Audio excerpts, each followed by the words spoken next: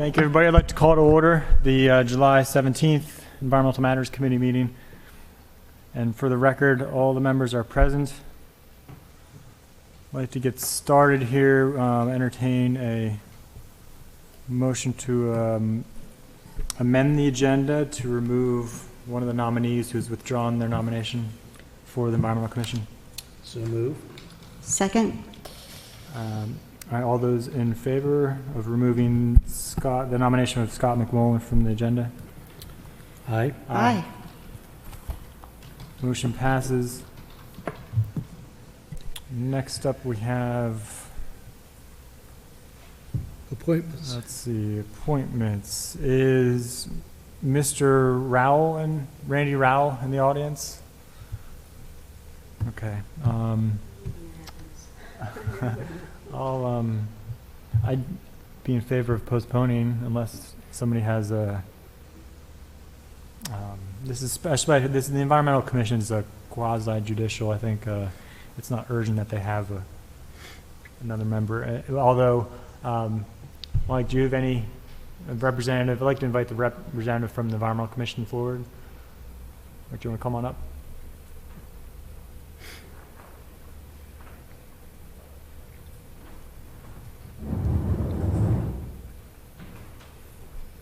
Just state your name for the record. Michael Giblin, a member of the Annapolis Environmental Commission. I live at 5 Park Place. All right. And do you have any comments on either of the appointee nominations tonight? I do not. This afternoon? Okay. Is there any problem with us postponing that from the Commission's perspective? No, because we are not going to meet in August. So our next meeting will be the first Wednesday in September. Well, congratulations having a break. Well-deserved break. All right. Well, I'll entertain a motion to postpone that then. So move. Second. Any other discussion? Just to mention that his resume is really strong. Yes, Yeah. it does He's a look- master's it does look of very good. Yeah, so we'll address that when he's here. Right. And he is the brother of? Oh, yeah? Yes. Yeah, I was very impressed with the resume. So maybe next time, if Mr. Randy Rowell can't make it, his brother could come in instead. Yeah, right. We'll have to. Ms. Green, could you make a note of that just in case for next time? All right. Next up on the agenda, we have a development update. I'd like to invite Ms. Nash forward. Dr. Nash. Dr. Nash.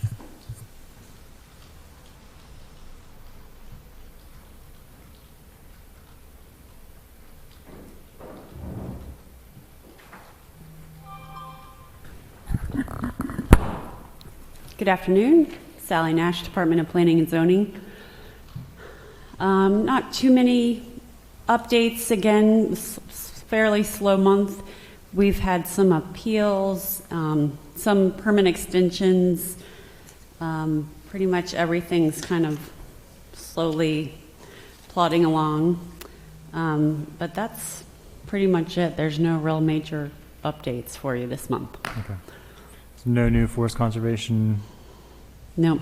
reviews or anything. And just any update on the Providence Point? We've sent the applicant our comments on environmental issues, and we're working through those with the applicant. Okay. All right. My colleagues have any questions? No, just continued thanks. This is very helpful, and I've noticed more and more of my constituents are dialing it up online, so thank you for the effort. I know it's work, so we appreciate it. Thank you. What's been your experience with the no net loss? Has that been, other than Providence Point, has it? That's the only one that's that's been- come in Okay. since that. Okay. We don't really have a lot of projects really that A, are big enough to need forest conservation, and B, have come in and are moving since that legislation came through. So. Okay. Okay. All right, well, thank you for your time and for Sure. taking a walk in the heat over here. All right, moving on.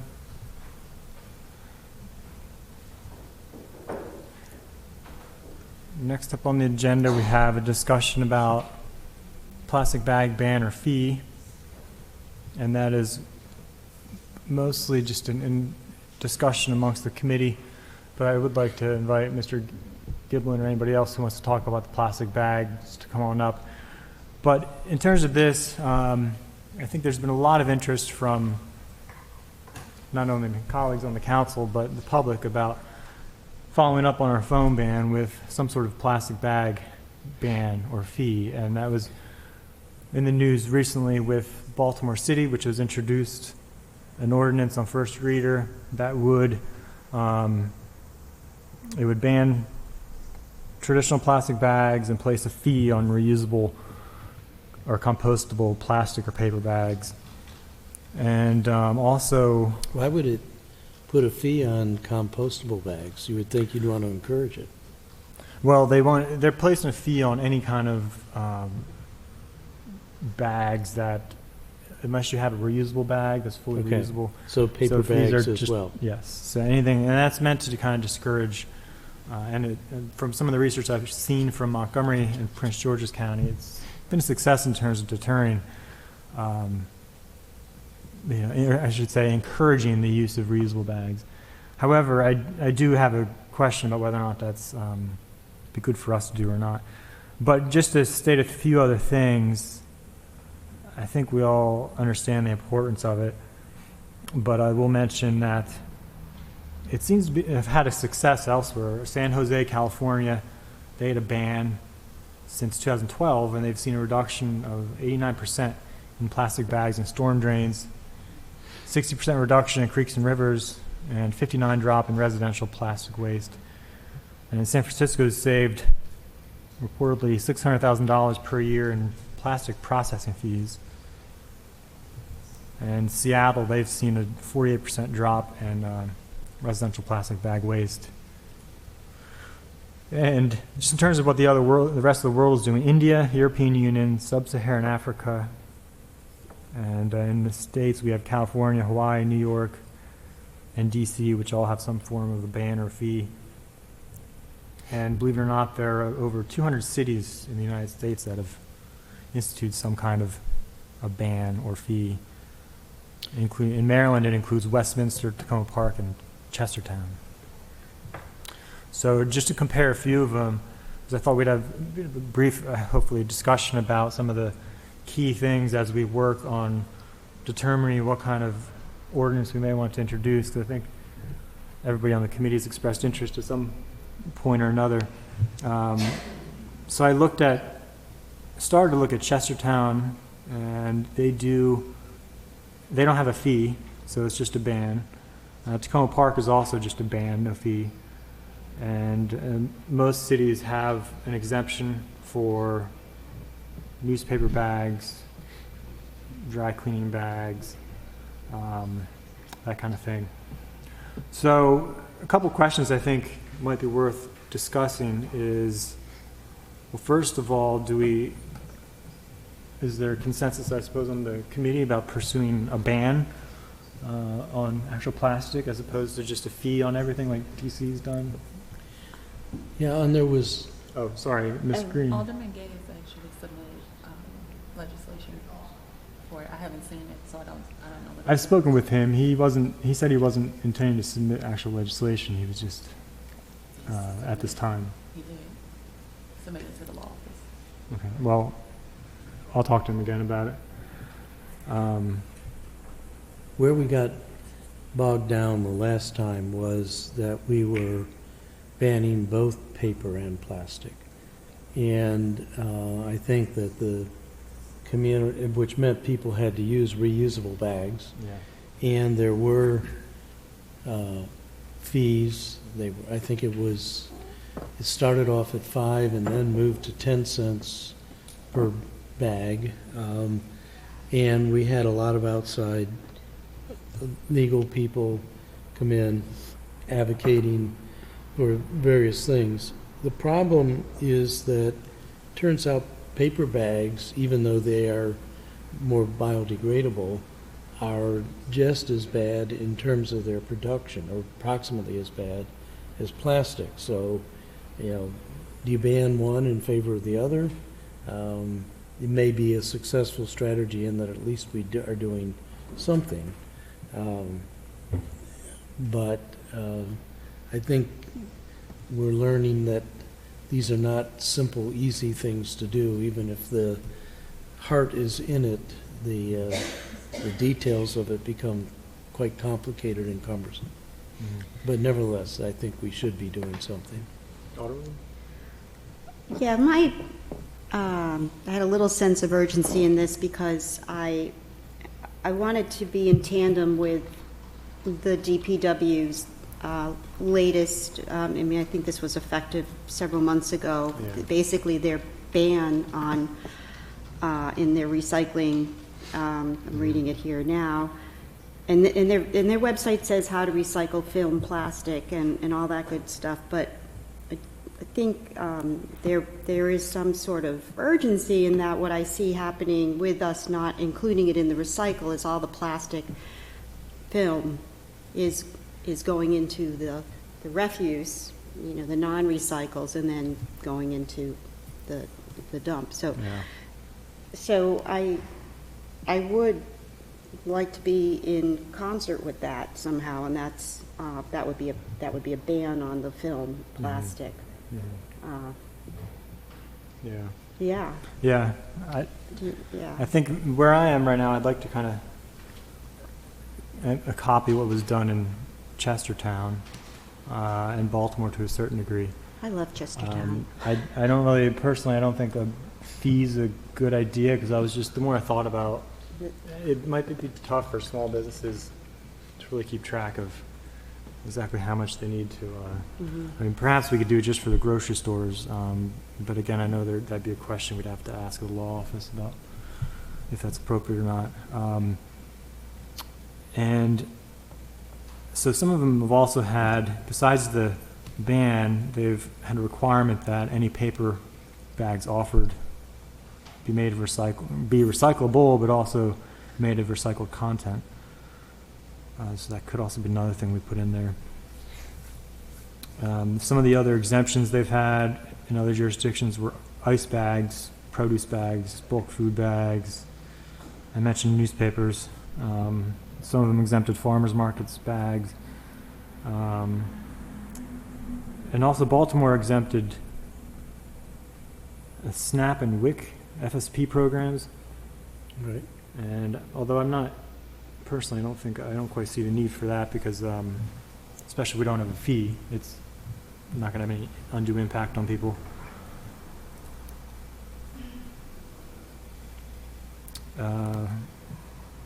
In terms of fines, Chestertown had a $100 fine for the first violation, then $200 thereafter. Baltimore had 3 tiers, $250 to $500, and then to $1,000 for each repeat. Some of them had annual or biannual reporting requirements. Another question would be whether or not we could throw in other single-use plastics like straws. So at this point, I mean, personally, I was thinking about, I'll have to get with Alderman Gay, but He didn't. I was going. Submit. Okay, he didn't. I Okay. checked with I'd like to try to get something submitted for when we return in September. So if there's any So other, we're leaning more on a ban. yeah. yeah. So if there's any other guidance from the committee, or actually, this would be Director Guild. Would you like to join us up here? You have any comments about? I didn't see you come in. Any comments on the plastic bag ban effort?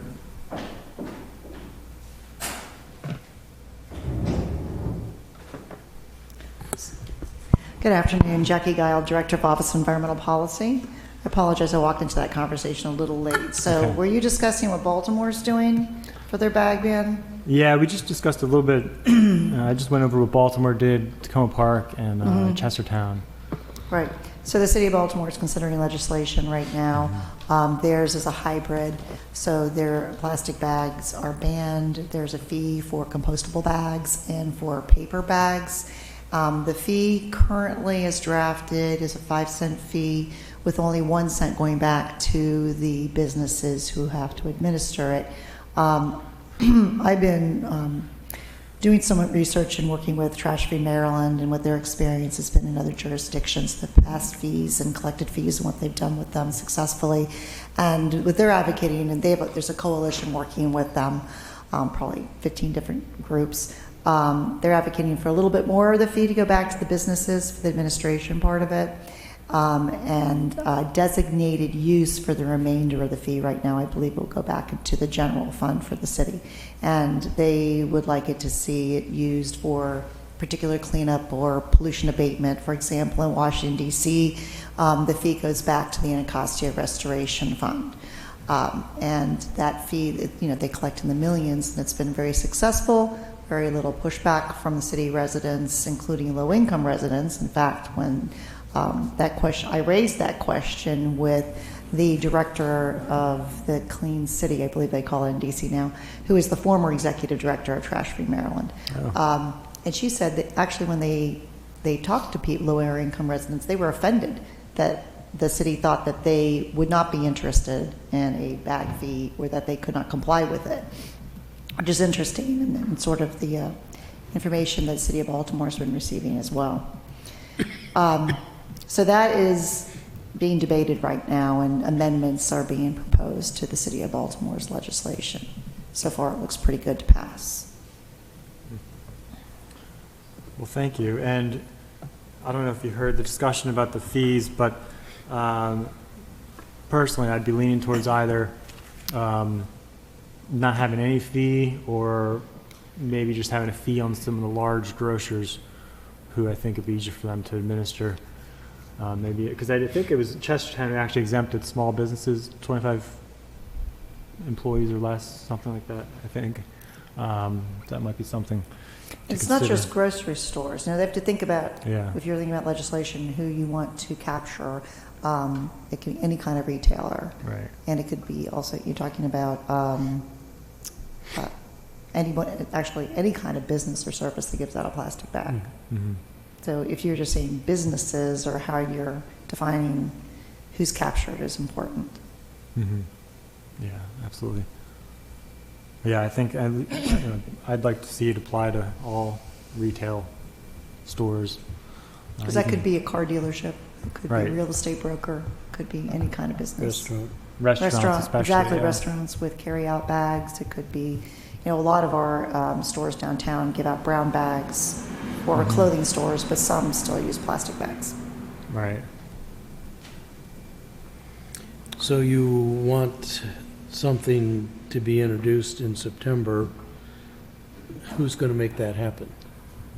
Well, my plan is to either draft it myself or to just simply get the law office kind of some criteria or a list of key provisions that we'd like to see. But it's really, because I don't think it'd be too hard to draft. Looking at the length of some of these, they're pretty short.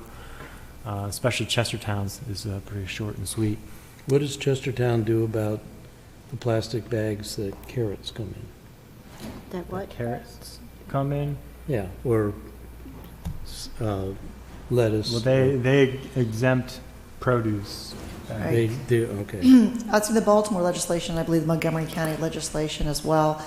They exempt plastic bags that are used for raw produce. So the bins, for example, in Whole Foods, where you get chocolate or peanuts or whatever out of that, herbs, things that wouldn't be bagged already, that you would put in a plastic bag to carry out at the end. Mm-hmm. Raw meat, fish, other raw produce, vegetables, fruit. So Are speaking exempted. of meat, because we got into this the last time, is it bags or wraps? Because meat is oftentimes Bags, or it's in a wrap, like a Right. cellophane Right. wrap. So are we going after that as well? No, just the bags. Yeah, but Alderman Yeah. Arnett, it's the idea that often in many grocery stores, the meat that it may be put onto a piece of styrofoam and wrapped in plastic is then placed additionally, especially fish, in another small Right. plastic bag. And the idea is that that bag will make it home into the fridge. The other bags, the ones that you might get from a convenience store when you purchase 1 or 2 products, you pull that thing out and the bag goes, or it goes into your car and gets blown out, or it doesn't make it into the house. Those are the ones we're trying to capture. Yeah.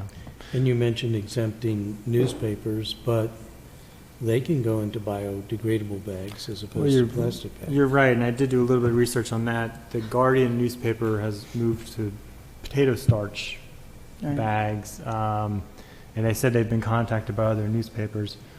I think it may be worth looking into more, maybe even talking to the Capitol and Yeah. reaching out to the Guardian to say, I'm sure it costs them a little bit more, but if it's only a few cents, it might not be a burden to the newspaper. But maybe we should meet with Mr. Hutzel over the newspaper, Yeah. see what he thinks. It'll go to $2.50 an issue. Yeah. But the other exemption that I wasn't sure about were bulk food bags, because this is when you go to get bulk nuts or whatever and you put it in a plastic bag. But Whole Foods has paper, so I don't know if that really needs to be an exemption. Those will also be, other legislation's exempted those. Right. That's the same kind of idea with the fish and the Yeah. meat. Well, and driving to paper, as I said, is maybe less objectionable than plastic, but the production of paper puts huge amounts of poisons into the water, dioxin and all of those things, and so I wouldn't call it a second-best solution by any means. Yeah. Yeah, and we can certainly specify what type of paper, whatever would have less of an impact. Be it specified, 'cause some of them have specified like no. Brown paper, certainly, white paper is very bad. Right, yeah. And some have specified, for example, like no old growth forest, 100% recyclable or recycled content or 50%. Do we know what the side effects of the starch plastics are, starch-based? I don't I know. can't imagine they're not without some, Well, there was some in Chestertown, and maybe I'm picking Chestertown because I went to college over there, but one of my old professors who's in charge of the Center for Environment and Society testified when that was before them, saying people used to talk about biodegradable bags, but there's actually no established standard for that. Mhm. What does that mean? So they just landed on compostable because there is a standard that they can use Right. for that. Okay. So I think if something's compostable, we can expect that it'll break Right. down in a reasonable amount of time. But there are different standards to use out there. I think I'd have to look to see what the other jurisdictions have chosen for that compostable standard. I'm, Yeah, go ahead. yeah, I'm reading that Westminster's the third, Westminster, Chestertown, and Tacoma Park passed the ban. But what's interesting are and Westminster has a copy of the ordinance right on the Okay. city's website, which I can send you, but Yeah. the exceptions include the laundry bags, dry cleaning, door hangers, and newspapers, packages of bags for garbage, yard waste, and pet waste. Remember those? Bags that contain prescription drugs provided by pharmacists or veterinarians, and bags used by a business to contain bulk items, frozen foods, flowers, or potted plants, or unwrapped prepared foods or bakery goods. So there's a lot of exceptions. Yeah. That's a There's large a lot- list. It's a large list. This is Westminster, the third one now. Yeah. And it wouldn't apply to biodegradable bags, so.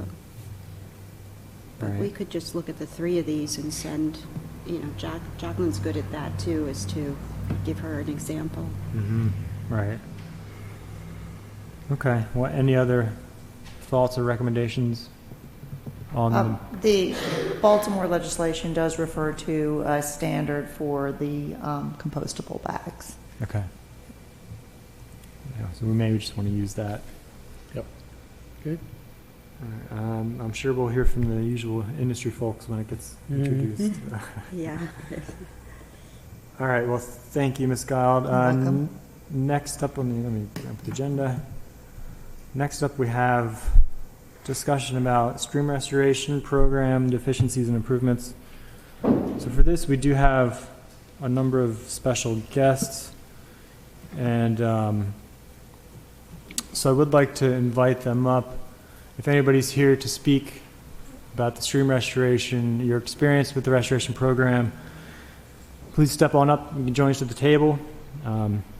My intention with this item is to, I'll let you all come up and then I'll give some remarks.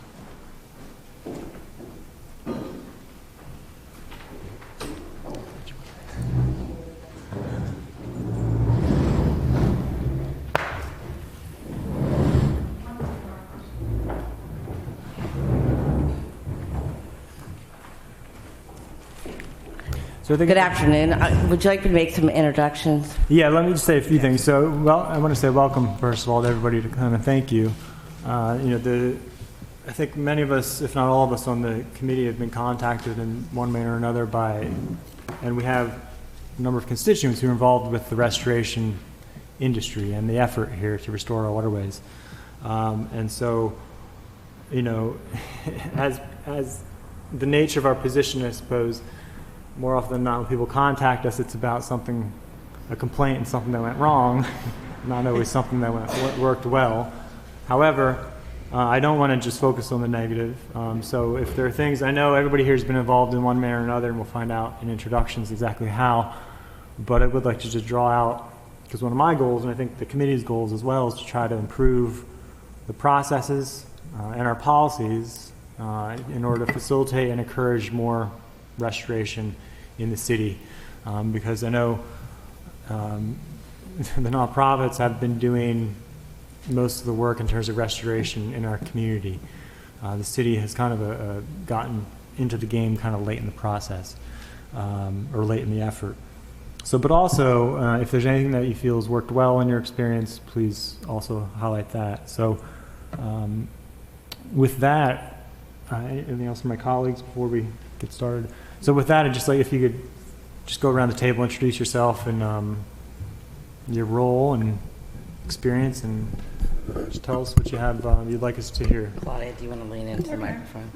Claudia Donegan. I work for Maryland DNR, and I'm the director of the Center for Habitat Restoration and Conservation for the state. And in my role in the city, spearheaded several projects, the Living Shoreline at Annapolis Maritime Museum and the stream restoration project at St. Luke's, and multiple projects in Spa Creek. I grew up here, I went to St. Mary's, so it's like I knew where the problems were.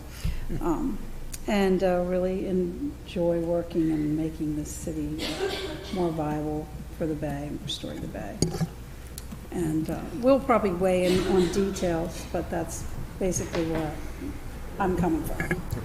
Okay, I'm Alice Estrada, and I'm the president and CEO of the Annapolis Maritime Museum.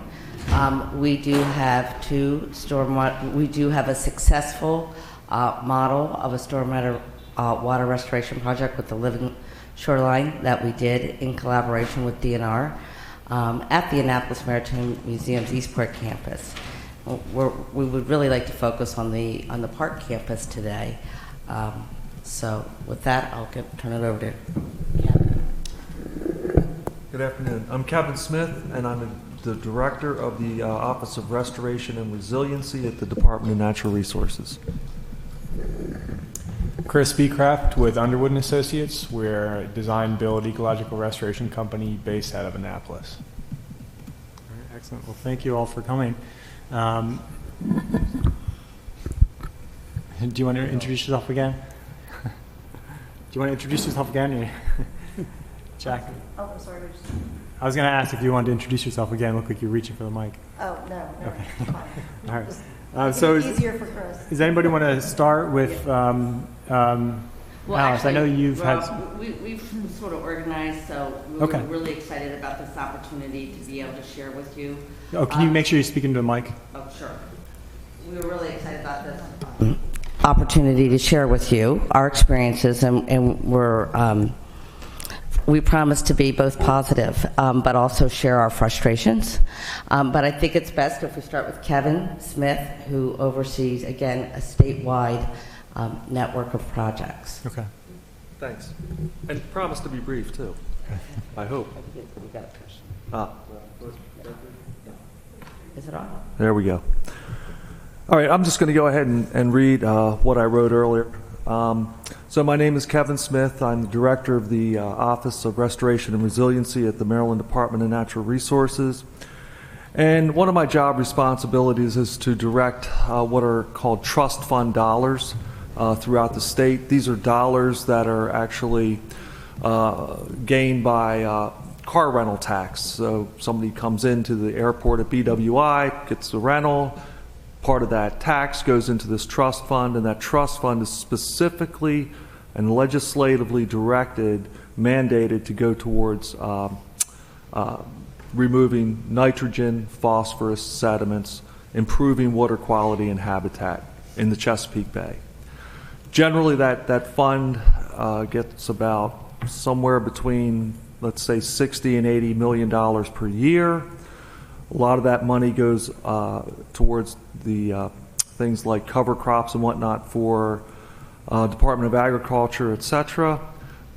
Approximately 40 to 60 million of those dollars go towards projects like we're going to be talking about today.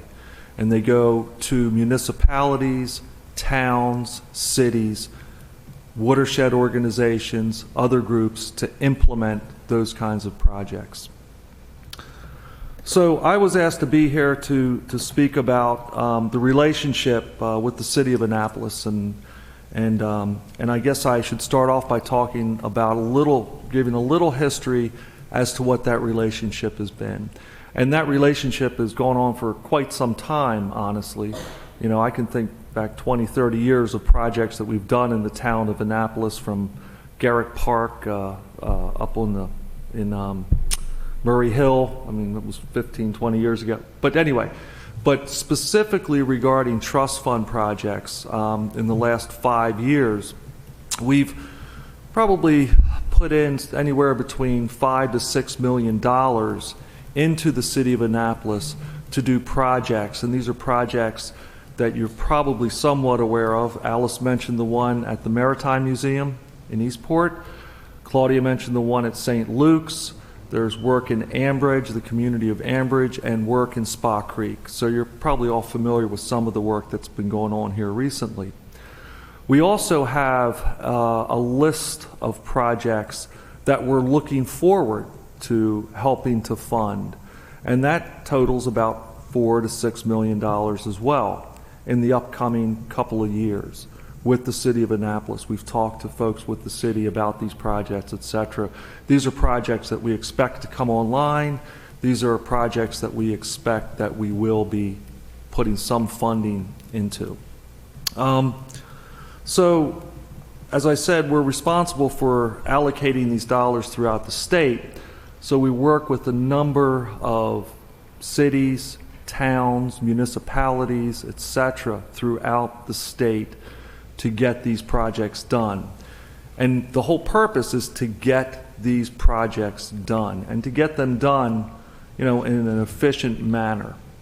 The reason that I'm here today is because we've had some difficulty here in the city of Annapolis.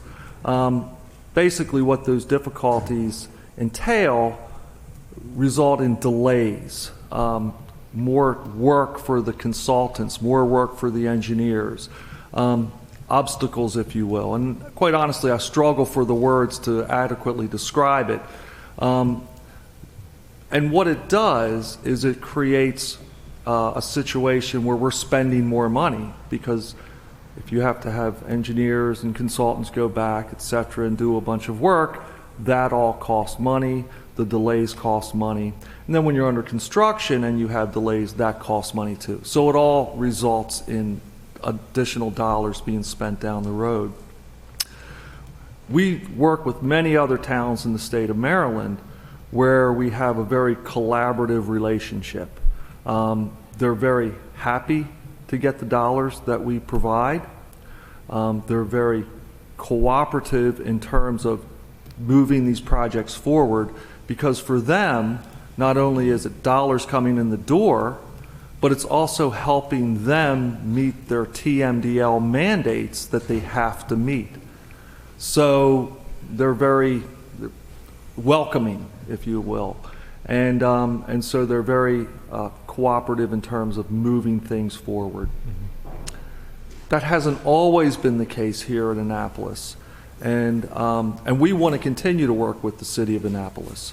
We think Annapolis, being the capital of the state of Maryland, is a wonderful place to implement some of these really innovative and highly functioning ecosystem projects. And we've got examples of that here in the city now. And we'd like to continue doing that. However, if we don't have a situation where we can effectively spend our dollars, obviously it's going to be more attractive to put the dollars elsewhere. And I'll leave it at that. Well, would you not leave it at that? I mean, can you elaborate in general terms some of the difficulties? I am aware of a couple of them, but... Well, I can speak specifically to this application that we've been tried to submit for several months. The city provided us with the stream restoration, stormwater retrofit projects, workflow and requirement. So they gave us a step-by-step process. The first process they wanted was for us to have a pre-application meeting before we even applied for the grant. Well, that wasn't possible because DNR came to us knowing that we're a nimble nonprofit that likes to get things done, and they gave us the money. We had them come out and look at the Back Creek Nature Park project, and it is full of issues, as you probably know very well. And they said, so when they had some, I don't know if it's appropriate to call it leftover funds, they came to us with $517,000. And they said, look, you've already got this partially designed.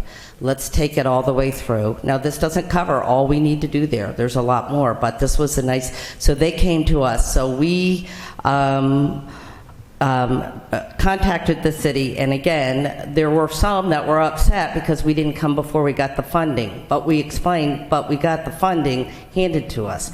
That being said, we had a formal meeting. We had conversations prior to that, a formal meeting in January with all of us at the table. And we were also scheduled a site visit. We were told that we could not submit our application until we had the memorandum of agreement. And we still don't have it, and it's July 17th. Who's that with? Memorandum of understanding? It's the same thing. I mean, this is city dictated. We didn't dictate it. And I had provided a template that we had received from Maria Broadband when we did the Living Shoreline twice, but we still don't have it. But we were told, thank goodness, that we were allowed to submit our application anyway. Finally, and I think that was April, that we were allowed to submit it, even though, because we kept inquiring about the memorandum agreement. So we've submitted the application in just, I think it was last week, maybe 10 days ago, we got our application back with 58 comments. Some of which, you know, I'm going to be honest, and I'll let our consultant speak to this, and we don't want to get into them comment by comment, but some of them are superfluous.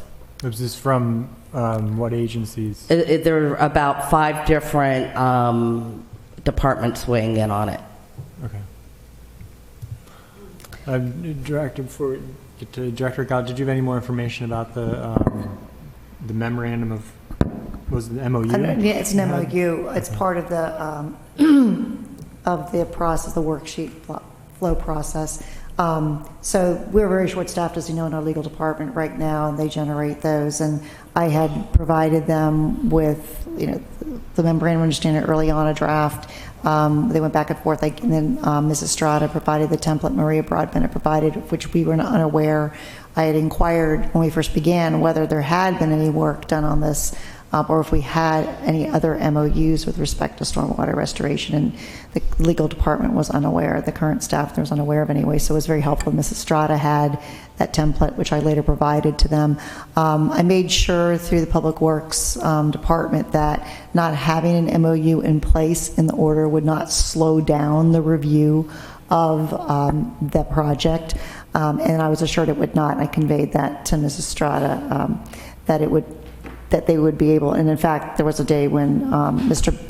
B. Kraft was in the office, and we made sure that he was able to submit the application regardless of whether we had an MOU in place. We understood the frustration there. Subsequently, I checked in with the Office of Law, and the lawyer who was handling the MOU was going on maternity leave and said I would have to wait until she got back. I've been trying to push that through, but we're down to 2 attorneys in the Office of Law, and they're looking at many other projects, including many for me. But I made sure, once again, with Public Works, that not having the MOU in place would slow anything down. And they assured me it has not, that the application is proceeding as it would even if the MOU was already done. So we're going to continue to pursue the MOU before that attorney gets back, but it's sitting in a queue of things with the Office of Law right now. But it's not intended, nor will it hold up anything that Public Works or other departments have to do with respect to the review of the project, because we understand the DNR has provided the funding, and we want to make sure it's a great project. We'd like to see it, implemented as quickly as possible. Well, we don't get that impression that you want to see it implemented. Not you particularly, but the city of Annapolis and the doesn't feel like they want to get it done as soon as possible, because we explained to them we have school children out there in summer camps. Could we get it done in this window? It's a 45-day project. Is that accurate, Chris? So it really wasn't even a long project, but we're certainly not getting that impression. We are not feeling a sense of cooperation or support. Just a quick question. What type of permit did you submit an application for that they commented on? Steve, Just a local grading permit. Just for grading permit, okay. Alderwoman, you had your hand up? Yeah, thank you. Jackie, with due respect, are you here representing the city or are you representing DNR? I'm representing the city. So with that, I don't mean to be rude, but were you aware of this situation, of these complaints? Because I think the respective parties should be here. I mean, I think you should have invited DPW and other departments so that we could have a two-sided conversation instead of this one-sided. I didn't know this was on the. This doesn't help solve problems. I understand. It's one. But it wasn't. She didn't have any role in this. I invited these folks because they came to me, and I did invite Public Works to come out to the meeting, as well as Planning and Zoning. Right. Because they all have, doesn't fall underneath Office of Environmental Policy. City Manager? Yes, I am here to represent the city administration. Okay. And I'm here to listen to what this group has to say, or anyone else. I am not going to put the Director of Planning of Public Works or the Acting Director of Planning and Zoning on the spot to respond to anything. We will listen to what has to be said. I received your email from two hours ago. We will consider those things and we will address them. I'm not going to sit here and have a back and forth as has happened before. I'm not doing that. Well, I mean, if we say we want a director, they have to attend. I mean, that's per code. I just wanted to be constructive. That's all. No offense. Yeah, that's not their fault. That's, if anybody, that's my fault. But again, I'm trying to draw out these concerns so we can go back and figure out what needs to get done. I mean, if there's a issue, we can now go back and talk to Public Works about the grading process to get their take on it. But it sounds like, from the standpoint, the viewpoint of those here, that you feel like you had an unnecessary delay waiting on the MOU, and then you submitted for a grading permit in April, and then you received back 52 comments. You said 48 comments. 58 comments, and I mean, so comparing to other jurisdictions, you've submitted a lot of applications to other jurisdictions, I know. Is it typical? Have you experienced more delay than you have in other jurisdictions? Sure, and I'll take a step back just for 1 second. Again, Chris P. Kraft with Underwood & Associates. We're a design, build, ecological restoration company based out of Annapolis, which I'm going to get back to. It's kind of a big piece for us. We work across the state of Maryland. We consult Mid-Atlantic and nationwide with regards to stormwater management. And we've been asked historically and most significantly recently by other states and jurisdictions to come and present about next generation stormwater management practices. bringing that back home to Annapolis, we're currently through either projects that we have constructed in years past, recent years, to projects we're currently designing, and then ultimately projects we're pursuing. This kind of overlaps with the numbers that Kevin talked about. Underwood and Associates has been involved in approximately $5.3 million worth of dollars, not City of Annapolis dollars, coming to the City of Annapolis for restoration purposes.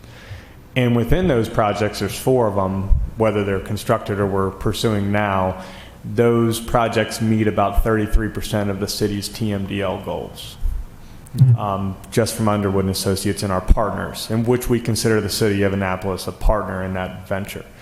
With that being said, when we submit permits in the City of Annapolis, we don't feel those welcoming arms as those numbers should entail. And you talked about other jurisdictions. We do work in other jurisdictions, and we're actually working in one right now that very similarly parallels the Annapolis Back Creek Waterfront Park, Ellen Moore, where it is a maritime museum. It is only a local grading permit, and it came in about the same project cost, and we got that permit in about 7 days.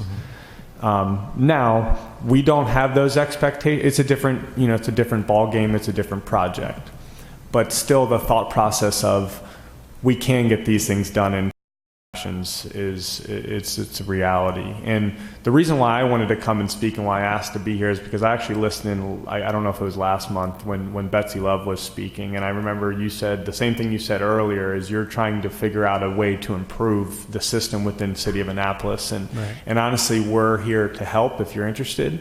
Underwood and Associates has been doing this for over 35 years, and we're currently working with the state of Maryland, Maryland Department of the Environment, Anne Arundel County, to help them improve their processes. It's all a collaborative effort, and it's actually, frankly, been very successful here recently. So if you're interested, we would be, more than happy to sit down and talk to you guys about what we've learned over the years and how we can really move forward. And we don't always want to talk about time and money, especially coming from a private company. I get a little nervous talking about that. Yeah. But if you put that aside, cleaning up the bay is a beneficial byproduct of doing something efficiently. And then more projects get done. DNR is more interested in funding more projects, things like that. So that's where we are. With regards to Back Creek Nature Park, we are a little frustrated. I don't know if we have to get into it here. Again, this is something that we can work through as we move forward. Ultimately, that project will be built. But we're going to pursue a lot more projects in the City of Annapolis, and Back Creek Nature Park isn't the last one. So we want to try and right the ship or help figure out a clear path forward. Yeah, That's our perspective. And I appreciate you coming out and saying that. And I think perhaps this conversation would be more effective on the level of something. We have a waterways cabinet that the mayor has put together that includes the directors that have influence on the process, but also the watershed organizations.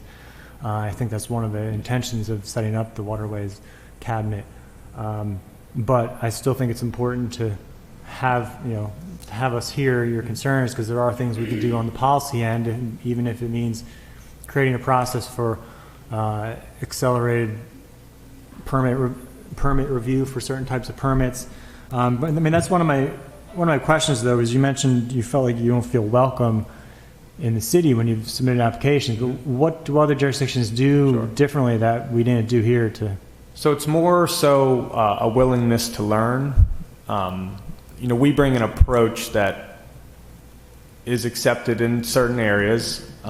It's new to certain areas, but in the most part is generally accepted because folks see the performance and see the long-term resiliency of these projects. When we come into the City of Annapolis we call it's next generation stormwater. It's the type of regenerative approach that we take in our design and construction of these projects. It's not only, in our opinion, it's just not even listened to. It is the way of the city or no way at all. Or it takes a really long time to get through the process rather than listening to our engineers and having a back and forth conversation. It's more so we're not interested in what you have to say nor learning about it. We do things a certain way here in the city, and that's how we're going to do it. We do things a lot differently than that, and we're trying to get that into the city of Annapolis because we feel like it's a beneficial, way to do business with regards to stormwater management. So when I mean welcome arms, it's not like literally like a fuzzy feeling. It's more so engineering principles or design philosophy of folks within the city of Annapolis that generally disagree with our philosophy, even though it is nationally recognized and it is the Anne Arundel County preferred stormwater management practice. Right, your adjoining jurisdiction. The city of Annapolis doesn't handle it that way. So we're here to help educate, and we would love to, whatever we need to do to get folks interested, at least interested in hearing what we have to say, is kind of why I'm here. Okay. Hopefully to get that conversation started and moving forward. And Mr. Smith, when you mentioned obstacles and delays as being, I think, part of the challenge in Annapolis, do you have any more detail about are there specific, kind of a similar question, are there specific procedures that you see or policies you see in other jurisdictions that we don't have here that are causing those delays, or is it just a more general openness to different approaches? Well, let me just say one thing to be fair, and that is that doing restoration, enhancement type of work is something that many folks, jurisdictions, even folks all the way up to the Corps of Engineers, when you have to get permits from these folks, aren't necessarily used to doing. What they're used to doing is reviewing a permit application because somebody's going to put in a parking lot or an addition to a building or something like that.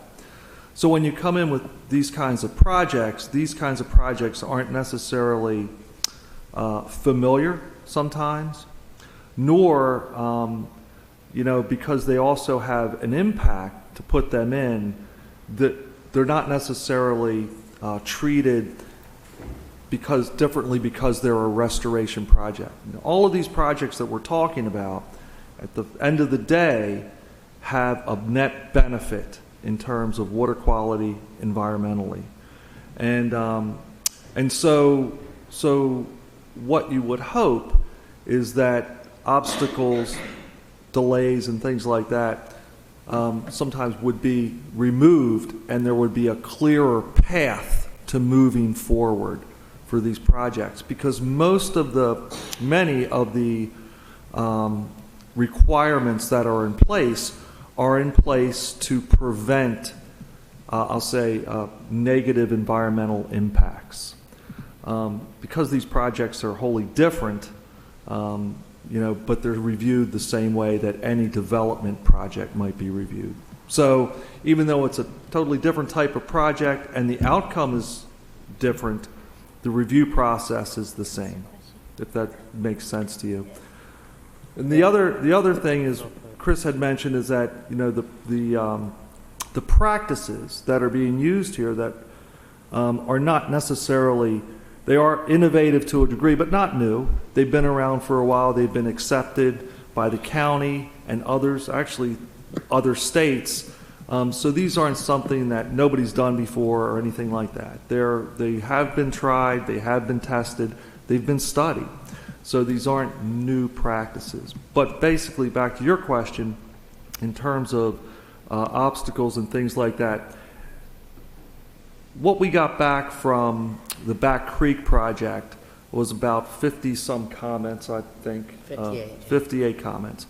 Every one of those comments that they put on there is a legitimate comment. Mm-hmm. There's nothing in there that's not legitimate, okay, or that they couldn't say. But what the sense is, because we don't see this anywhere else, is that, well, we're going to throw up whatever obstacles we can to slow this down, to keep this from happening, whatever. We don't see this happen in other jurisdictions. We just don't. So we've got 58 comments, which somebody's going to have to go through each one of those and painstakingly answer, which is going to take time, money, effort, go back to the city, which they probably won't accept all the answers, and we'll be going this never-ending merry-go-round for the next God knows how long. So, it's not illegitimate. However, I don't know that it's necessary either. And so we don't get that in other places. And obviously, that has to make us wonder about the best use of our dollars. And for me, just to, as Alderwoman here had a Yeah. question, just hold on a minute. Yeah, I'm just trying to identify, because they're being very polite and I'm trying to read between the lines, and I'm hearing, delay, which is cost money, and lack of cooperation, and I guess a little bit of bureaucracy there. Again, I wish we had the other departments here to talk, so it could be a constructive discussion, but do you see this more as a code issue or a departmental issue? It sounds like if they're coming back with comments, that's probably to follow the code. Or do you think these projects warrant a special review process that's specifically geared towards accelerating them, or, I'm looking more at process. So Annapolis, and you're all very familiar with this, probably has some special codes and whatnot inherent to the fact that you are Annapolis. Obviously, you know about the historic structures, things like that. But all of the municipalities, towns, and cities in the state of Maryland basically have to follow the same rules in terms of stormwater management, grading, all of this. These are all generally set by the state, and the cities, the counties, everybody has to follow the same set of rules. Right. So it's not the rules that necessarily need to be changed, it's how those rules are implemented as you go through the review process. So I don't know that there has to be some change, because I know that other municipalities are able to get through this, I'll say, in a little bit smoother fashion. Mm-hmm.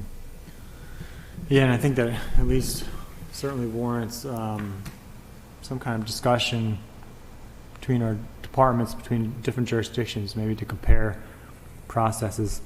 I cut you off earlier. You got something you want to say? Sure. I was just going to add to the end of what Kevin said. Again, coming from Underwood and Associates and me specifically, I think part of the delay, we understand permit. I mean, we deal with permits all day long. And if there were no permits, it would be the wild, wild west. And that's not what we want. However, in order to make the permit process as efficient as it can be, the science needs to be understood. And currently, I don't think the science is understood within the city of Annapolis with regards to stream restoration and ecological restoration.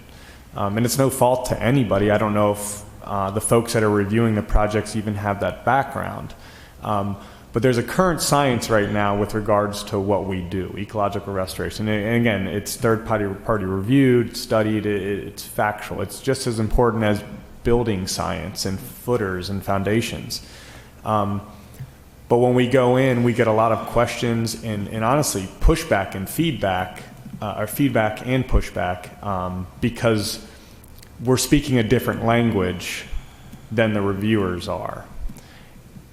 And I'm just saying that as a fact. I don't know how you fix that, or if it is an issue, or where we go from there, but the fact of the matter, we speak a different language. I mean, the fact of the matter is what we do is completely upside down and backwards of what has historically been done, not just in the city of Annapolis, but everywhere. We're taking pipes out of commission, which are still being put in every day, and we're putting water on the landscape in areas that it hasn't been there in 100 years or so. So it's backwards and upside down. So the review almost has to be backwards and upside down in a way, at least if we're looking to expedite these things. All right. And Ms. Donegan, is that what you've heard kind of consistent with what you've seen? Yeah, I have, and I actually really like your question idea. You kind of threw an idea out with your question about having a different path for environmental restoration. You can't build a Walmart the same way you build a wetland, or implement a stream the same way you update the parking garage stormwater, but they're all in the same box right now. And I think that allowing staff to interact more with with the contractors, and like, what you said, maybe there's a different process. You have a panel like this, you bring your project, everybody talks about it. I mean, the field meetings is part of the flow, but it doesn't always work out that way. People are like, oh, I got this money that somebody rented a car from Iowa and dropped it on the state of Maryland to clean up the bay. We jump at the opportunity for this investment on our landscape. But so sometimes the money comes before the audience.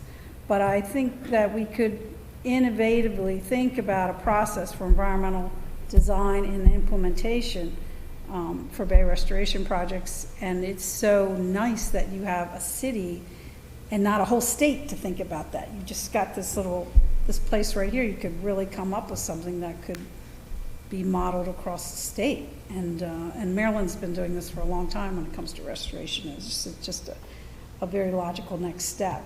But it is needed because of what Chris was saying. Plants and trees, grass, rocks, stones, sand is a lot different than footers and stormwater piping, electrical, blah, blah, blah, roof joists.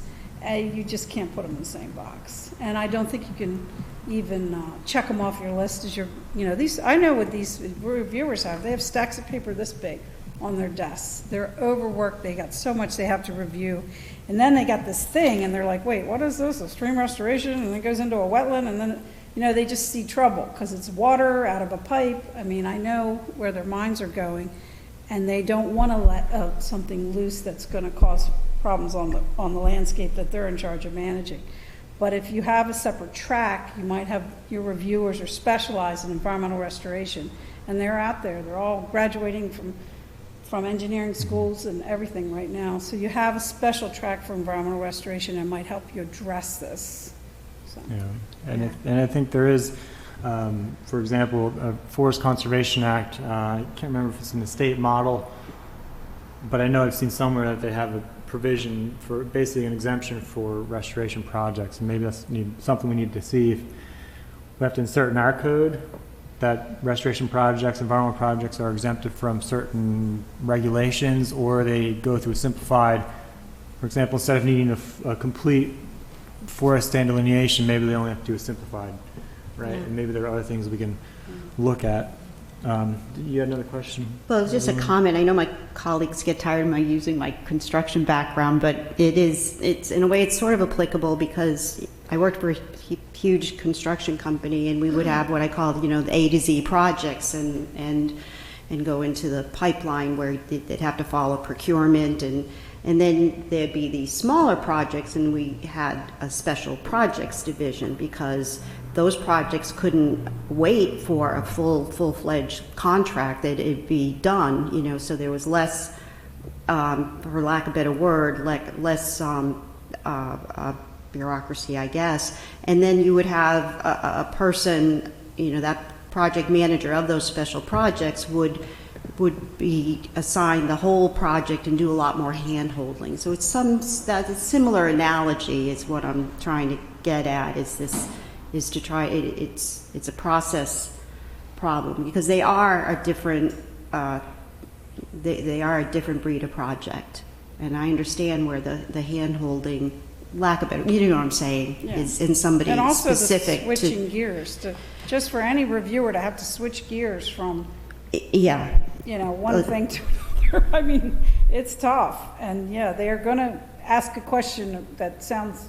You've got an environmental consulting firm, award-winning, and you're asking them whether or not this project's going to impact wetland. I mean, it's like these 56 comments I'm going down. I'm like, okay, really? But it's their job. Why wouldn't they ask these questions? Because they're in the full review, like you're saying. So I just think there's another way. We just need to come to that so that it's fair for the reviewer as it is for the client. Yeah, absolutely. And I mean, personally, my background's in stream restoration and permit review, and currently work for a local jurisdiction more as an engineer. And it's certainly a balance you've got to find between the engineer's concerns and the restoration ecologist concerns. And I think that we're trying to strive for here in the city. It seems like the balance is a little off. Alderman Arnett, do you have anything you wanted to ask or say? Well, I guess I was writing down a couple of questions. It seems like there must be some directives and documents that we can get from the state, and this committee could review them. Maybe those are things that we put into our code. In another venue, we're deliberating on having an environmental department that's separate from Public Works and Planning and Zoning and so forth. And it sounds to me like what you, particularly Chris, are saying is there's different kinds of engineering that's involved in environmental restoration than there is in putting in a parking lot. And if that's the case, that means we need to get people who are expert in that kind of environmental work as opposed to other kinds of engineering work. So it's something we have to work on anyway. Yeah. So that would be something that I think would be helpful to get some help on that. And so, Director Gall, did you have anything else you wanted to add to the discussion? Only that Ms. Estrada and Mr. Smith alluded to the fact that this grant-making process for the Back Creek example project was a little bit different. It was more accelerated. Was this your discretionary fund, Mr. Smith, that you're talking about? Yeah, this is through our same trust fund projects, but this was one of those times we come to the end of the fiscal year. One project didn't move forward. We've got some dollars. We want to make sure those dollars get spent, and we knew that we had a project at Back Creek that they had solicited, and we knew it was a good project, and quite honestly, a fairly straightforward project. Mm-hmm. And the reason I raise that is because I've been a recipient of some of those funds before out of that discretionary fund, and when DNR is ready to award it, you have to be ready to go. So that did not fit exactly our workflow requirements. So I understand Mrs. Estrada's point. We couldn't have the pre-application meeting because there was no pre-application point really. DNR solicited them to start the work and to go for the grant. So it's a little bit outside of our normal workflow requirements. And then the MOU again got delayed because of that, but that did not slow down any of the work. So this wouldn't, with a typical DNR grant, there would have been more time for the pre-application stage. Right.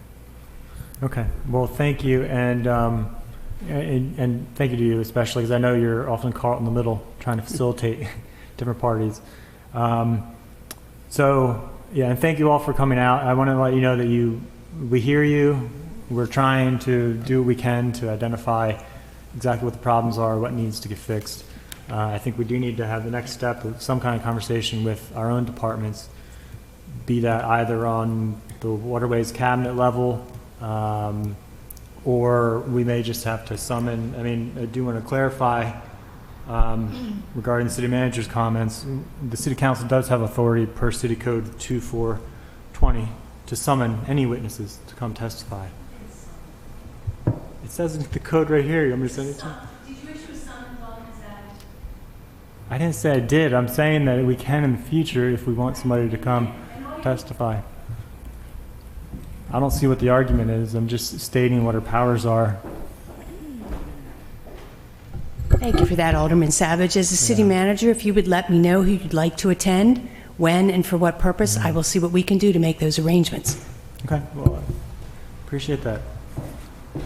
Look forward to it. So if the committee wants to invite those other parties, we can do so. But again, it may be a better conversation to have on the waterways cabinet level.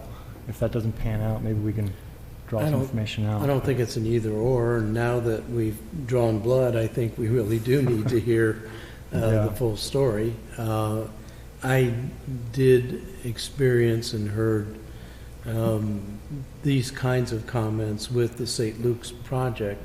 So I know that there was friction and frustration on all sides. Yeah. So I don't think this is a one-sided issue. This is a new world, a new thing that we're doing, and there's sure to be fits and starts, and it's our job as policymakers to figure out what we can do to make it work better, and so I think that's our job. Right. I think on an optimistic note, the county is doing some good stuff with their watershed group, the Watershed Stewards, I don't know what the acronym is, and what involved, and this is where the Creek Cabinet could come in, is to have some, sessions where how can we improve this? How can we, and even going as far as having, on the county website, webinars and all that kind of stuff. So I think you brought up a good idea with the Creek Cabinet. But it would be nice first to identify there's a problem, which clearly you're saying there is, but we're not representing the city. I'm not sure where the problem is, and that's why it would be productive to have all the entities here. Yeah. I would just like to add something positive. The shoreline at the Maritime Museum that we did in partnership with the city and DNR, and that was 4 years ago, is flourishing. And it has brought back horseshoe crabs and clams, and we have our second graders plant seagrasses there. And the water is clean. Kids and dogs are swimming in it daily. It really is such a success story. So I just want to say these projects are marvelous for the community. Yeah, thank you. And I also want to ask, Mr. Smith, you mentioned some other pending projects. Are there any that you can let us know about now in terms of future projects, potential projects we can look forward to in the city? Yeah, so in fact, we've had some discussions with the city about projects. I want to say Timber Creek. I think I may have written a couple of them down. Oh, what do we? Oh, we've got Timber Creek. Farragut is another one. St. Mary's, the shoreline along the St. Mary's Church, and in Back Creek.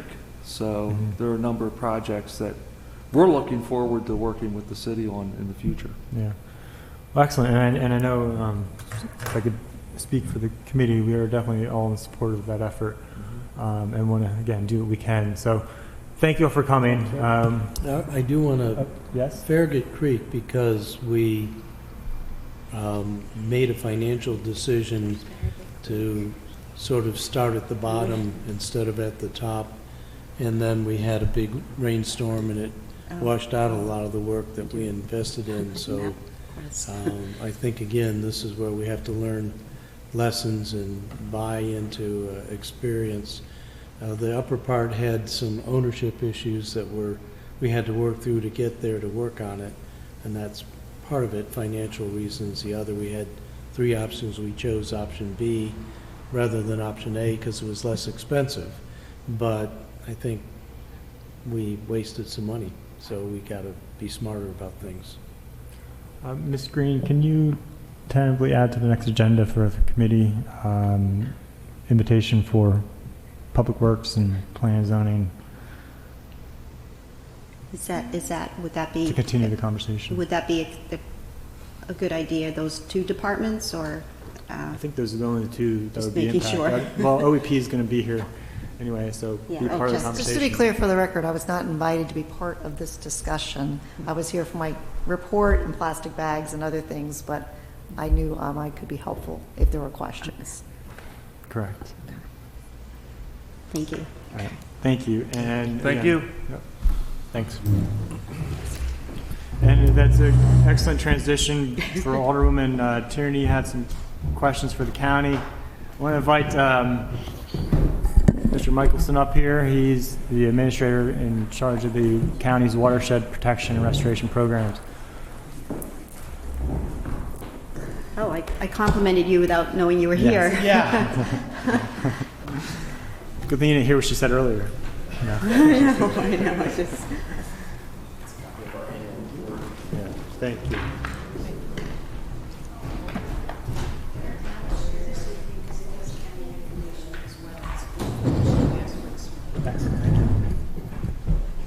And can you say your name? Sure. Good afternoon. I'm Eric Michelson. I'm the administrator of Anne Arundel County's Watershed Protection and Restoration Program in their Department of Public Works.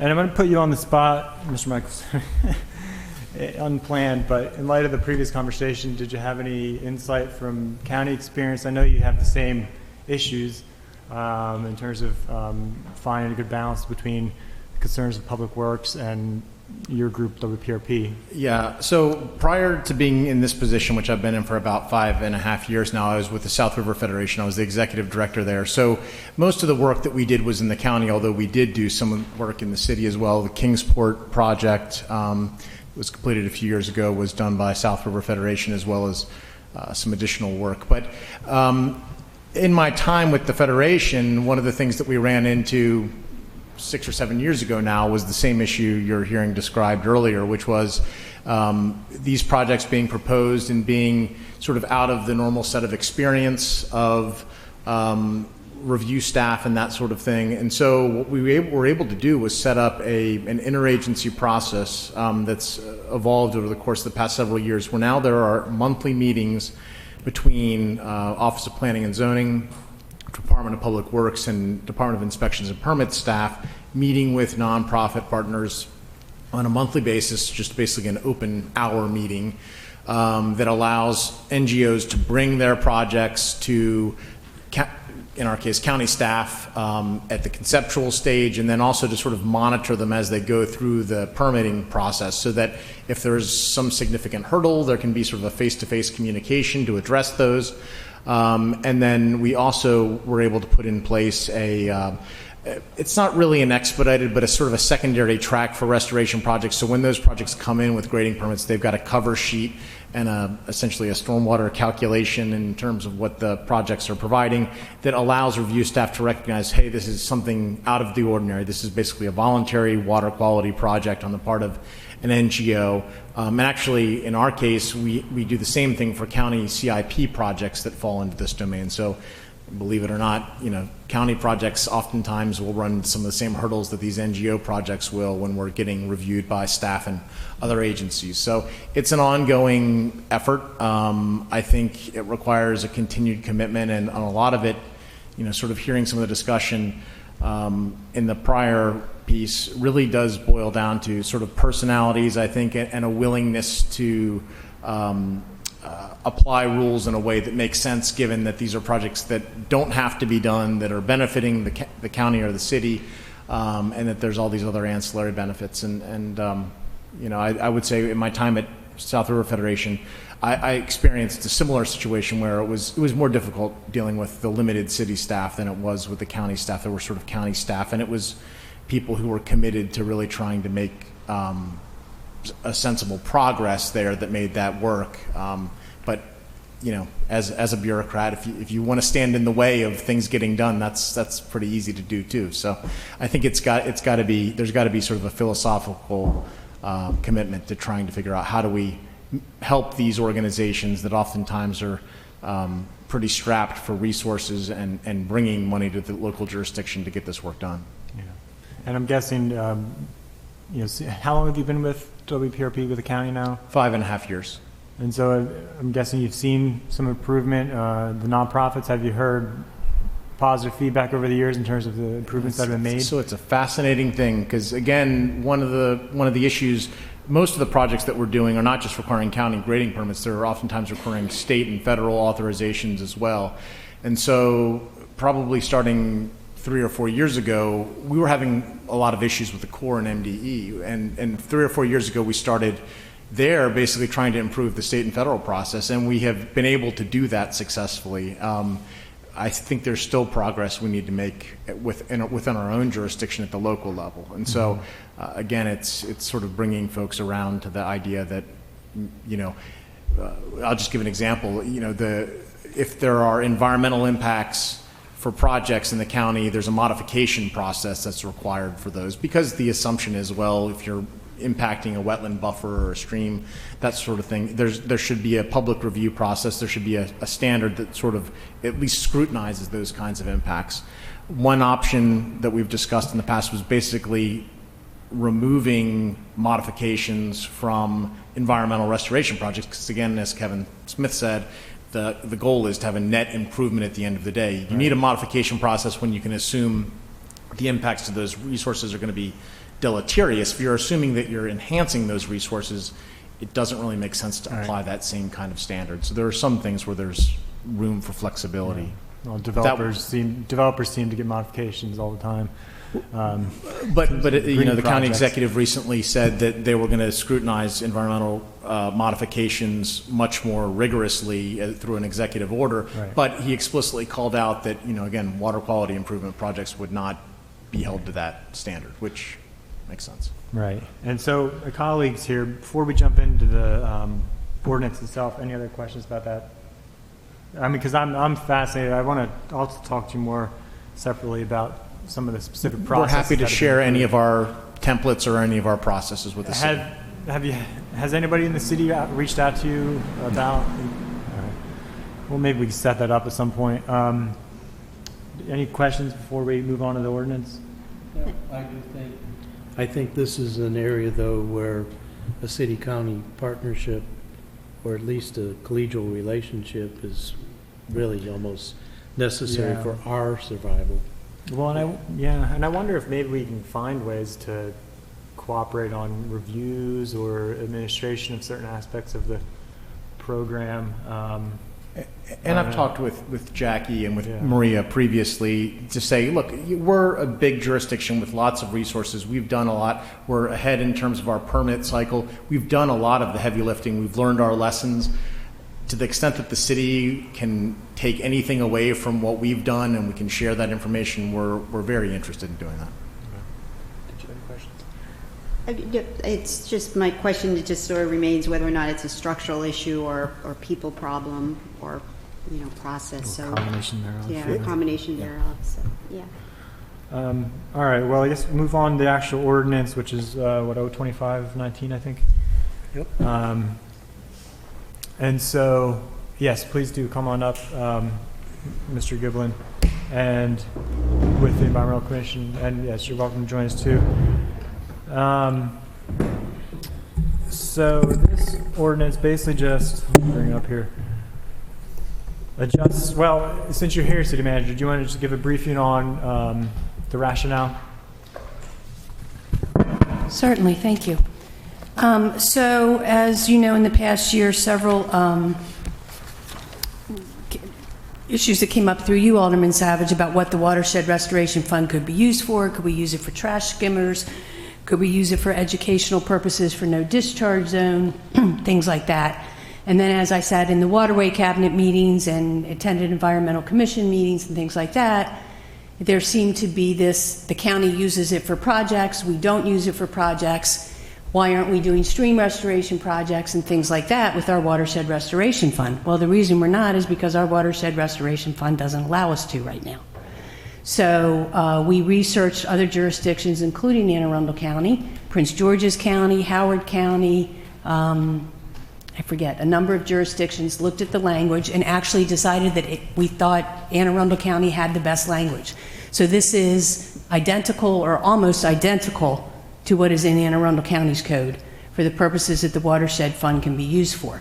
So it can be used for anything that supports our compliance with NPDES, TMDL, MS4. It can be used for stream restoration projects, as well as all of the existing purposes that it can be used for. And it can be used for education and community outreach to the extent that that furthers our and supports our compliance with all of those things. So that was the language that we came up with based primarily on the county code, and that is the suggested amendment that we are putting forth. Okay. And thank you. And I would like to as well give the Environmental Commission time and the Office of Environmental Policy. But however, any questions for the City Manager on the intent of the underlying language change? No. Okay. Ms. Scott, did you have any other comments on the underlying language change? No, Okay. we already worked with the city manager and Department of Public Works on putting together the language. Okay, excellent. Mr. Giblin, I know the Environmental Commission, does everybody have a copy of the Commission's comments? They should be in Granicus. Yeah. You I don't know had... if they are, actually. They should be. Okay, no, they were on the, posted on the, they're on the website, but I guess not Granicus. Shoot. All right, give me a minute to bring them. Did you bring a copy, perhaps? I'm afraid I didn't. I was under the impression you had copies. Yeah, I'll... Can you maybe summarize them quickly? Surely. Michael Giblin. I'm a member of the Environmental Commission, 5 Park Place. The other evening, last week rather, we spoke at length among ourselves on the proposed language of Ordinance 25-19, and we did not come to a conclusion at that meeting. So we spent the next few days thinking about the language and what we wanted to recommend to the City Council, and starting with this committee. So we held a special meeting Monday evening.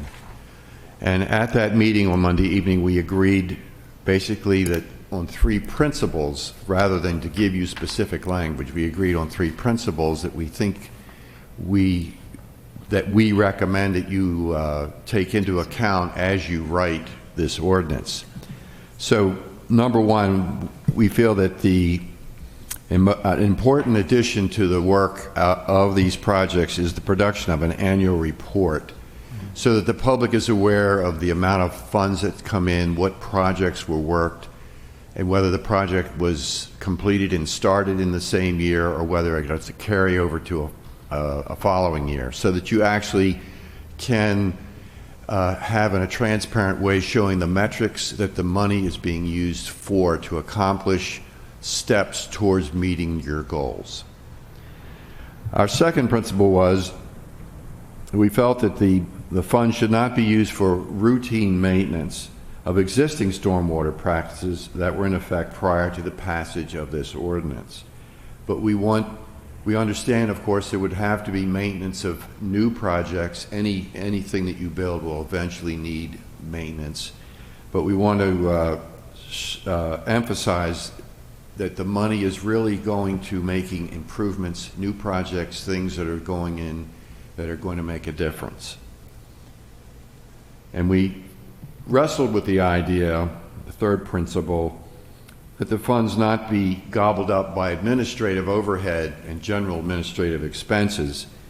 And we considered the idea of introducing a percentage, and then we kind of decided, well, maybe that's not realistic because you can never really control everything.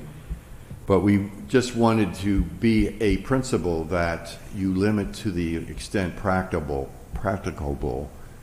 that the administrative overhead costs would be kept at a minimum, so that, again, the money, the focus of the program would be on new accomplishments. Right. So that's the fundamental criteria that we have provided to you as a recommendation from the Commission. Okay.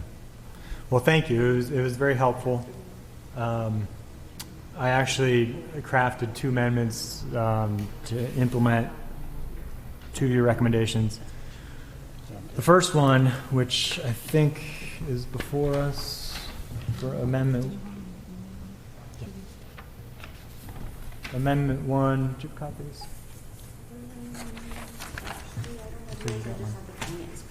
Okay. So Amendment 1, which adds the language for annual report requirement. As you can see, I think just flipping through the counties, not that we would expect something on this level just because of economies of scale, but I think it would be beneficial for everybody to get some kind of report like this in addition to what's in the budget.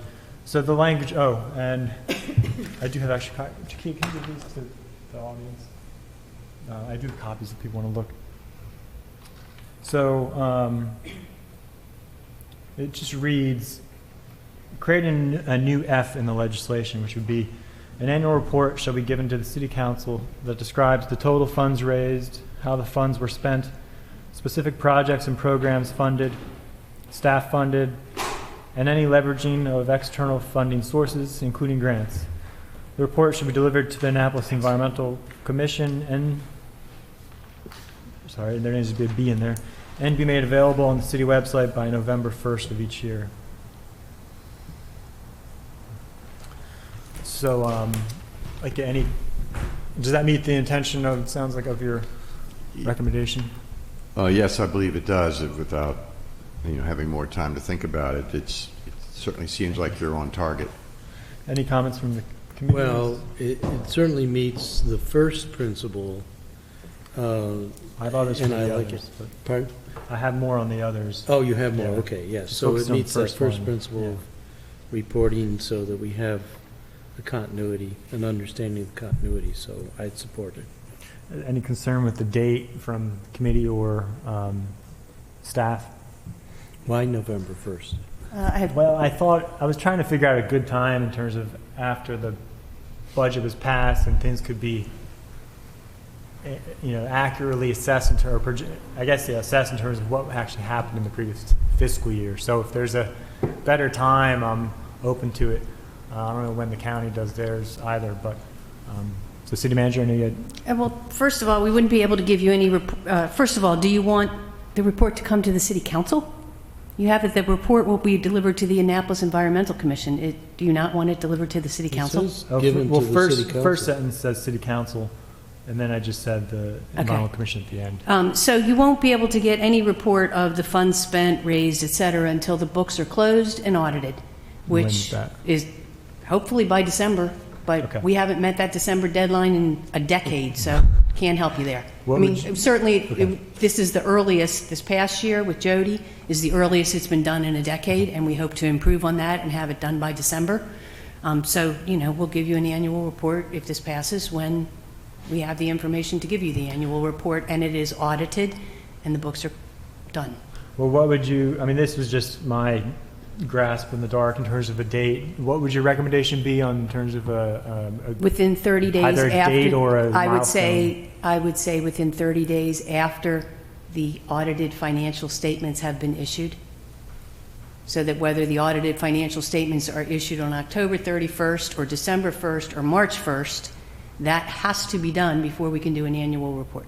But that makes it old. I mean, the next CAFR will be for what, 2019?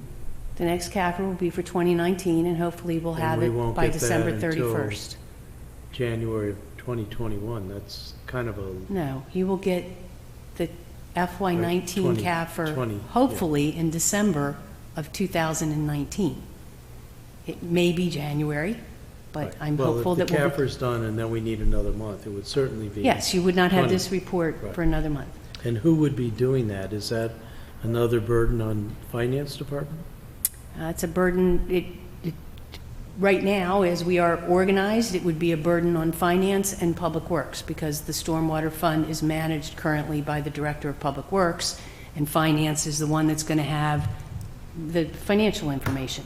If Alderman Savage's reorganization goes through, the burden will be on the Department of the Environment and Finance. Okay, so thinking about that and thinking about what finance is busy doing at the beginning of the year, it's the next year's budget. So I guess I'm a little worried about who's actually going to have the time to get this done, and if we're putting it on finance. Right. And in the county's case, they've got a multitude of projects and things that they do in a $22 million fund. Yep. And staff, which we don't have. So, funds spent, funds raised, funds spent, that's in the audited financial statements already. The projects that they're spent on, that's in the capital budget. So, can we do a report? The staff funded, the staff funded, you just passed a budget that said who the staff funded was.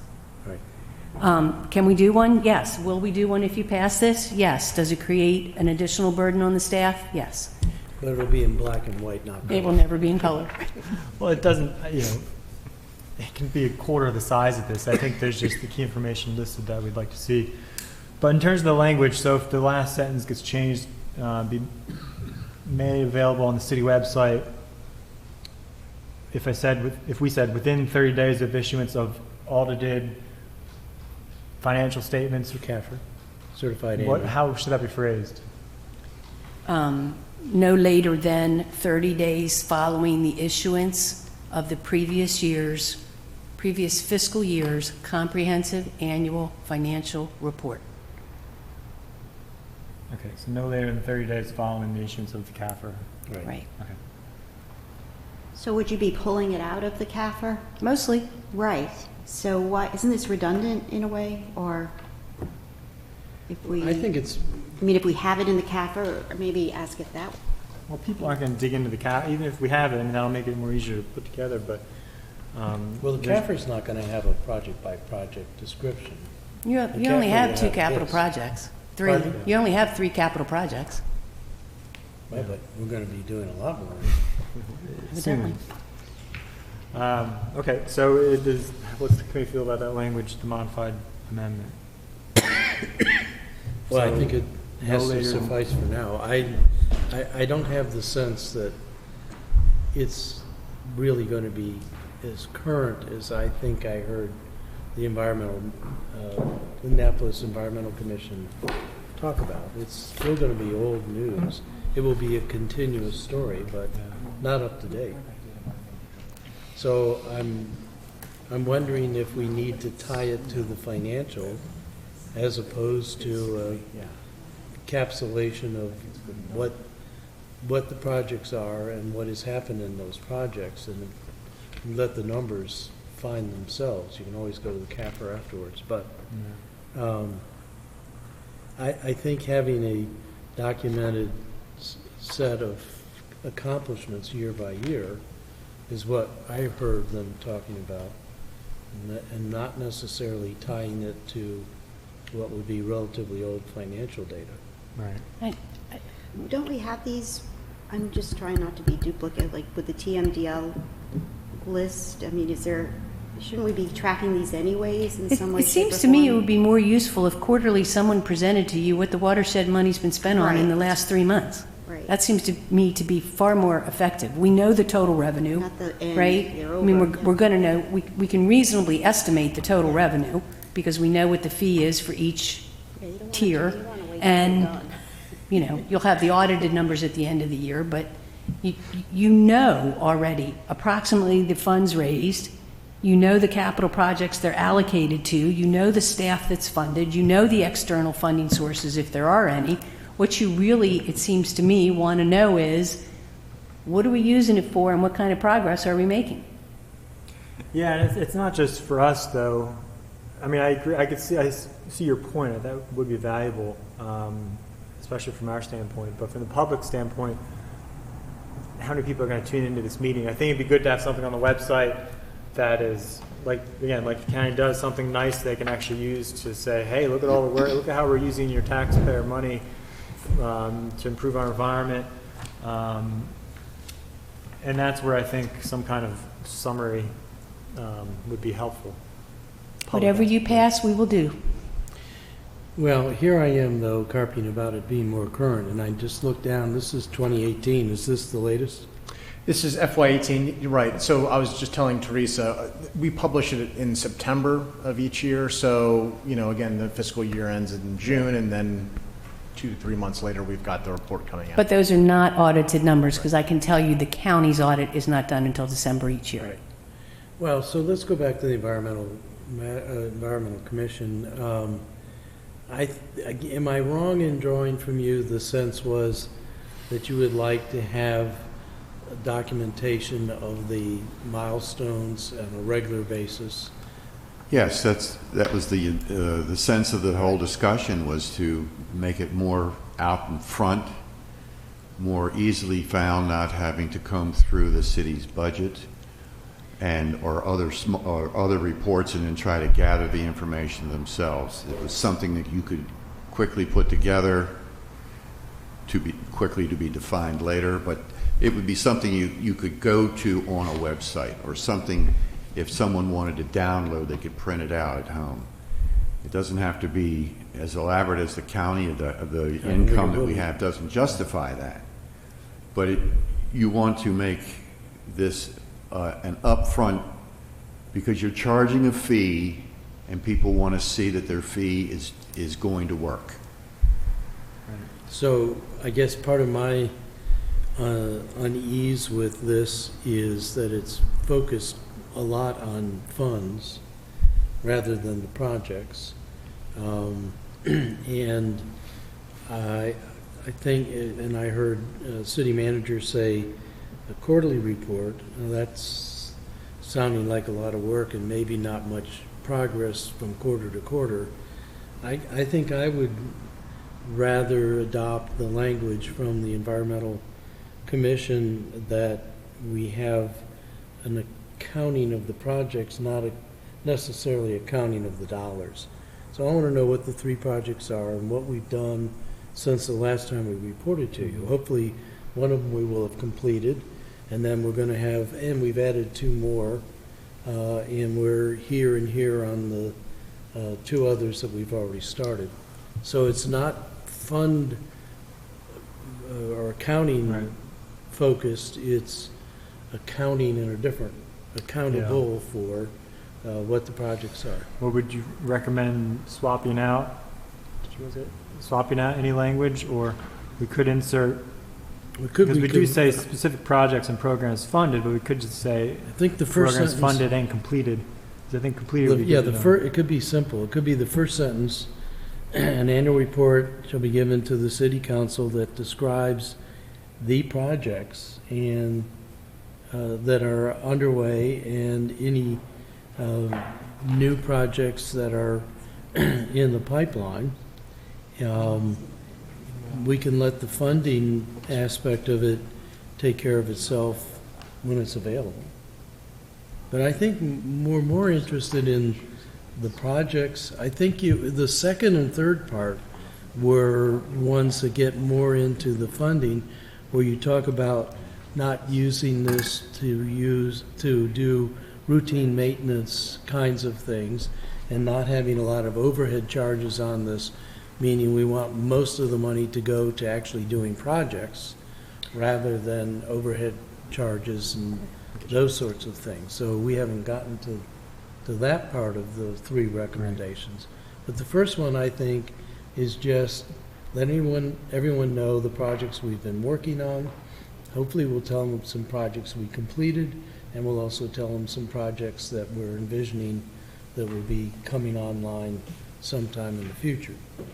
Alderwood? Yeah, let me just ask an obvious question. Who is the gatekeeper of these projects? Is that, I guess I'm directing it to Jackie. Who is the gatekeeper of these projects within the city? It's Public Works. Okay. Okay, so is this something that we could ask DPW to give us? Well, the way it's worded is it's going to be up to This the is the finance. city manager to determine who puts this together, but yeah, it'd be whatever department has the oversight of the program. I mean, so Alderman, I see your point. I also don't want to get too bogged down with the wording here. Can we just simply add something that says describes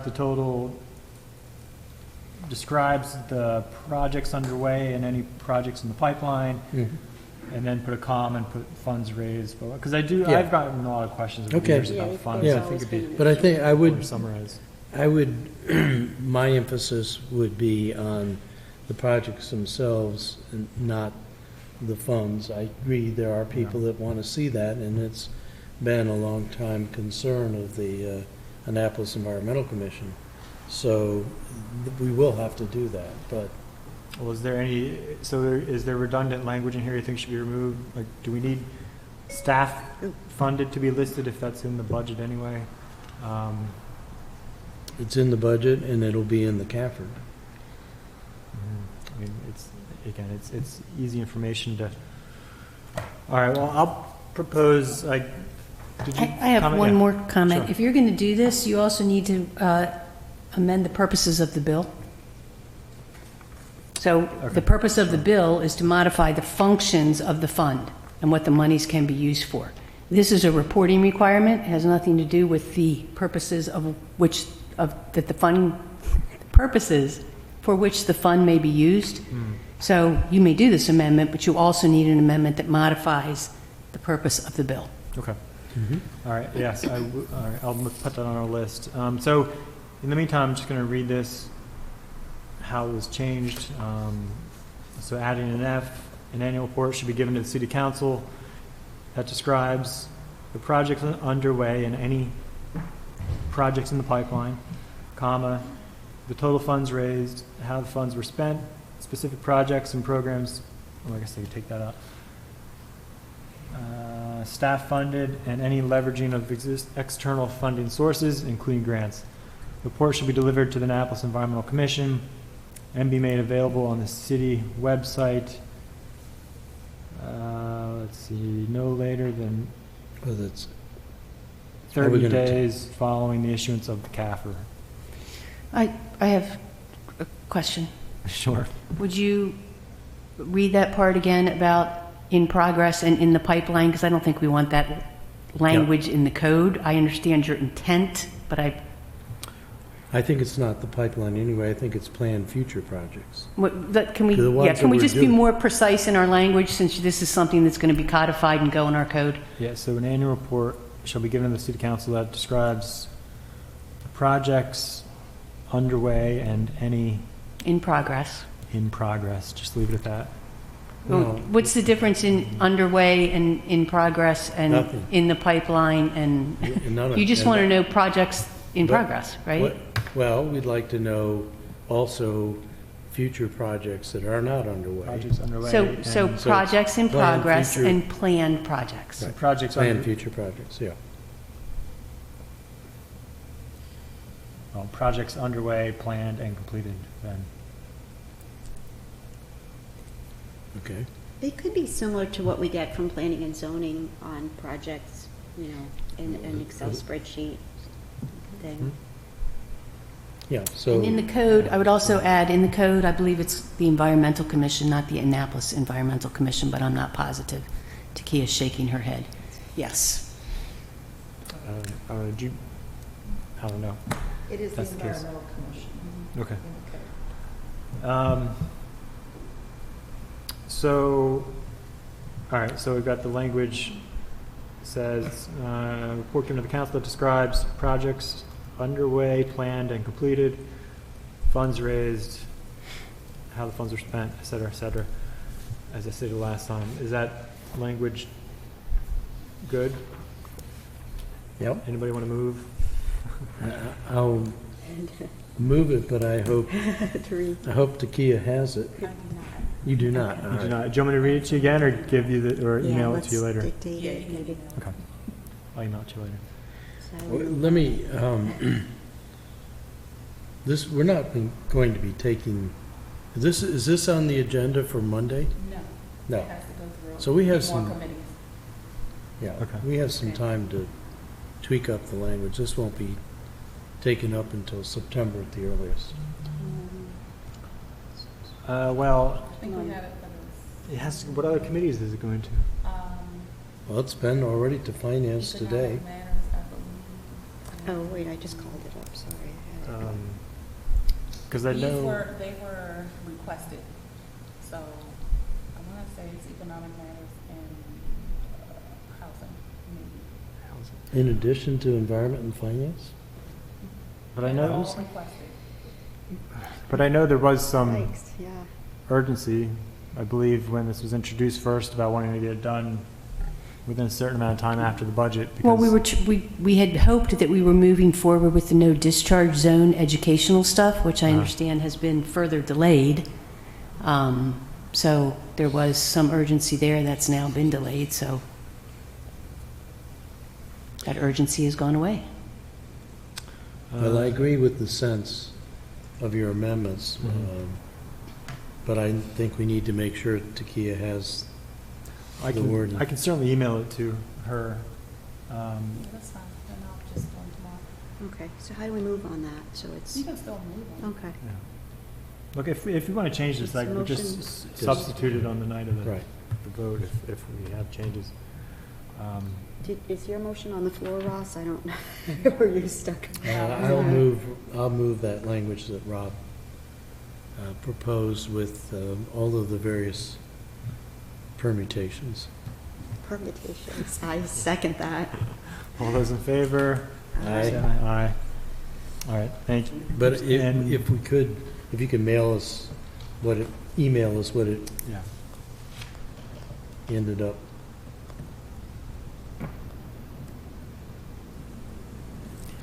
And let's see, so the other recommendation from the Environmental Commission had to do with number 2,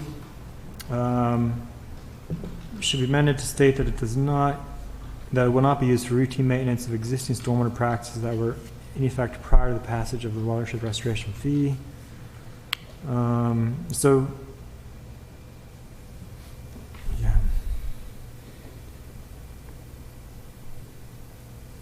This one, I think I understand the intention, and I did email some language, but before we get to the amendment, I just want to ask Mr. Michelson some questions related to this, because again, because my amendment attempts to, okay, maybe it'll be helpful. I'll read the amendment first, if I can find it. Did you all receive the language? I'm looking for it. It's not on. Okay, I emailed it. It's not too long, but it would add language basically on page 2, line 1, adding a new B, which would say, the Watershed Restoration Fund shall not be used to fund activities directly related to new residential or commercial development projects, including permit reviews, inspections, compliance, monitoring, or other activities. These costs should be covered by the associated development fees. And again, part of my rationale is coming from the Commission said, but also the enabling state legislation actually says that stormwater. This is all I have. There's another one I sent a little before that. I'll email it to you. Thank you.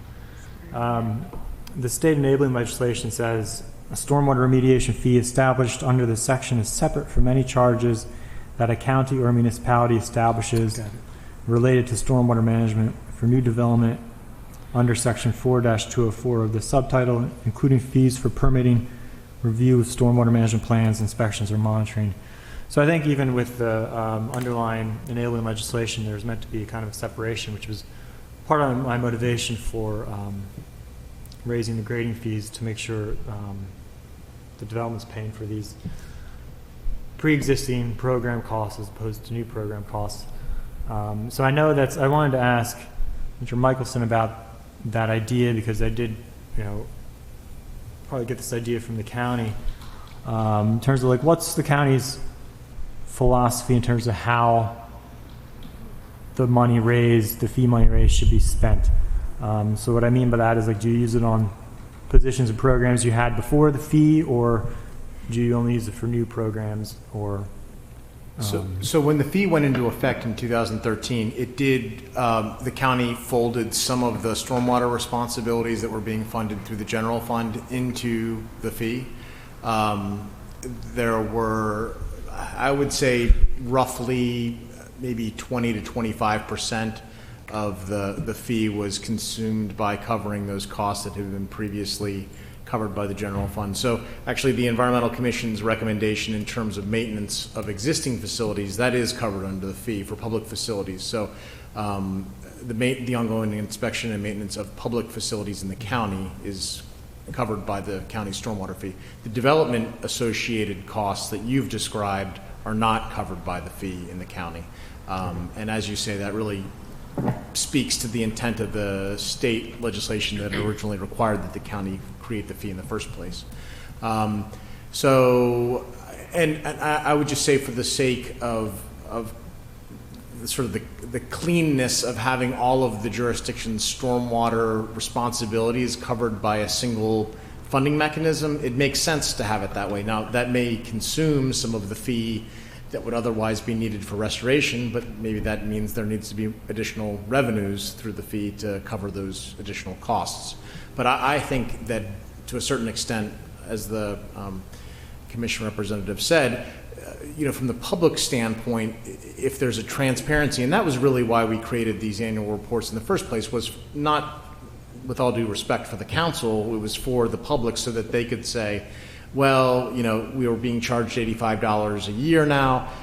This is how our money is being spent, because it was interesting in the polling and the conversations that were had. There was really a bipartisan consensus in support of paying a little bit of additional money for bay restoration, but there was a tremendous amount of cynicism that money was going to be used for the purpose that it was raised. And so being as transparent as we could was one of the drivers to try to dissipate some of that cynicism and convince folks that that the money that they were spending was really being spent on the things that they thought it was supposed to be spent for.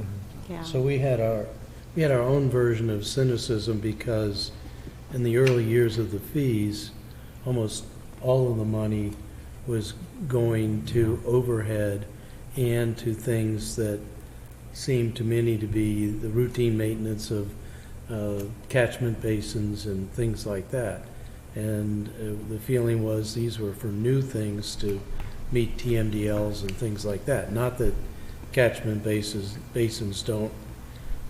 So that's part of the I guess concern is we're talking strictly about new residential or commercial development projects here. They are going to come with cost. If it's not being done by this fee, where are those costs being picked up in the budget? Are they being picked up in the fees that we're charging through the permitting process? Is that, because that's not mentioned here, but we do have to cover those costs. And I think currently they're paying, after our changes in the budget, they're being paid for through the grading permit fees, because they're being used to pay for the one of the stormwater management engineers and now the environmental compliance inspector.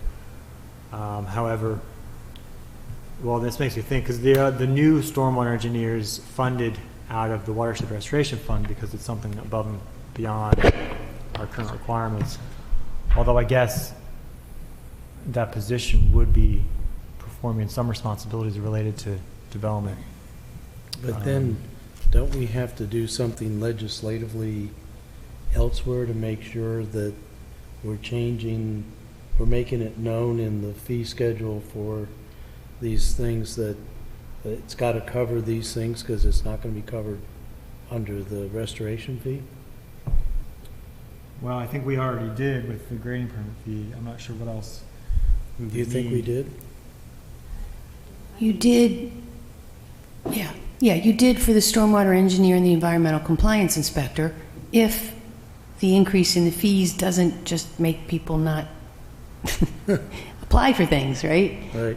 Assuming that there's no effect on demand by 180% increase in the fees, yes. If it affects demand, then we're Right. going to have an issue. But, Well, but I would also ask on the state enabling legislation, our fee predated that, correct? Didn't we already have a stormwater fund and the county did not?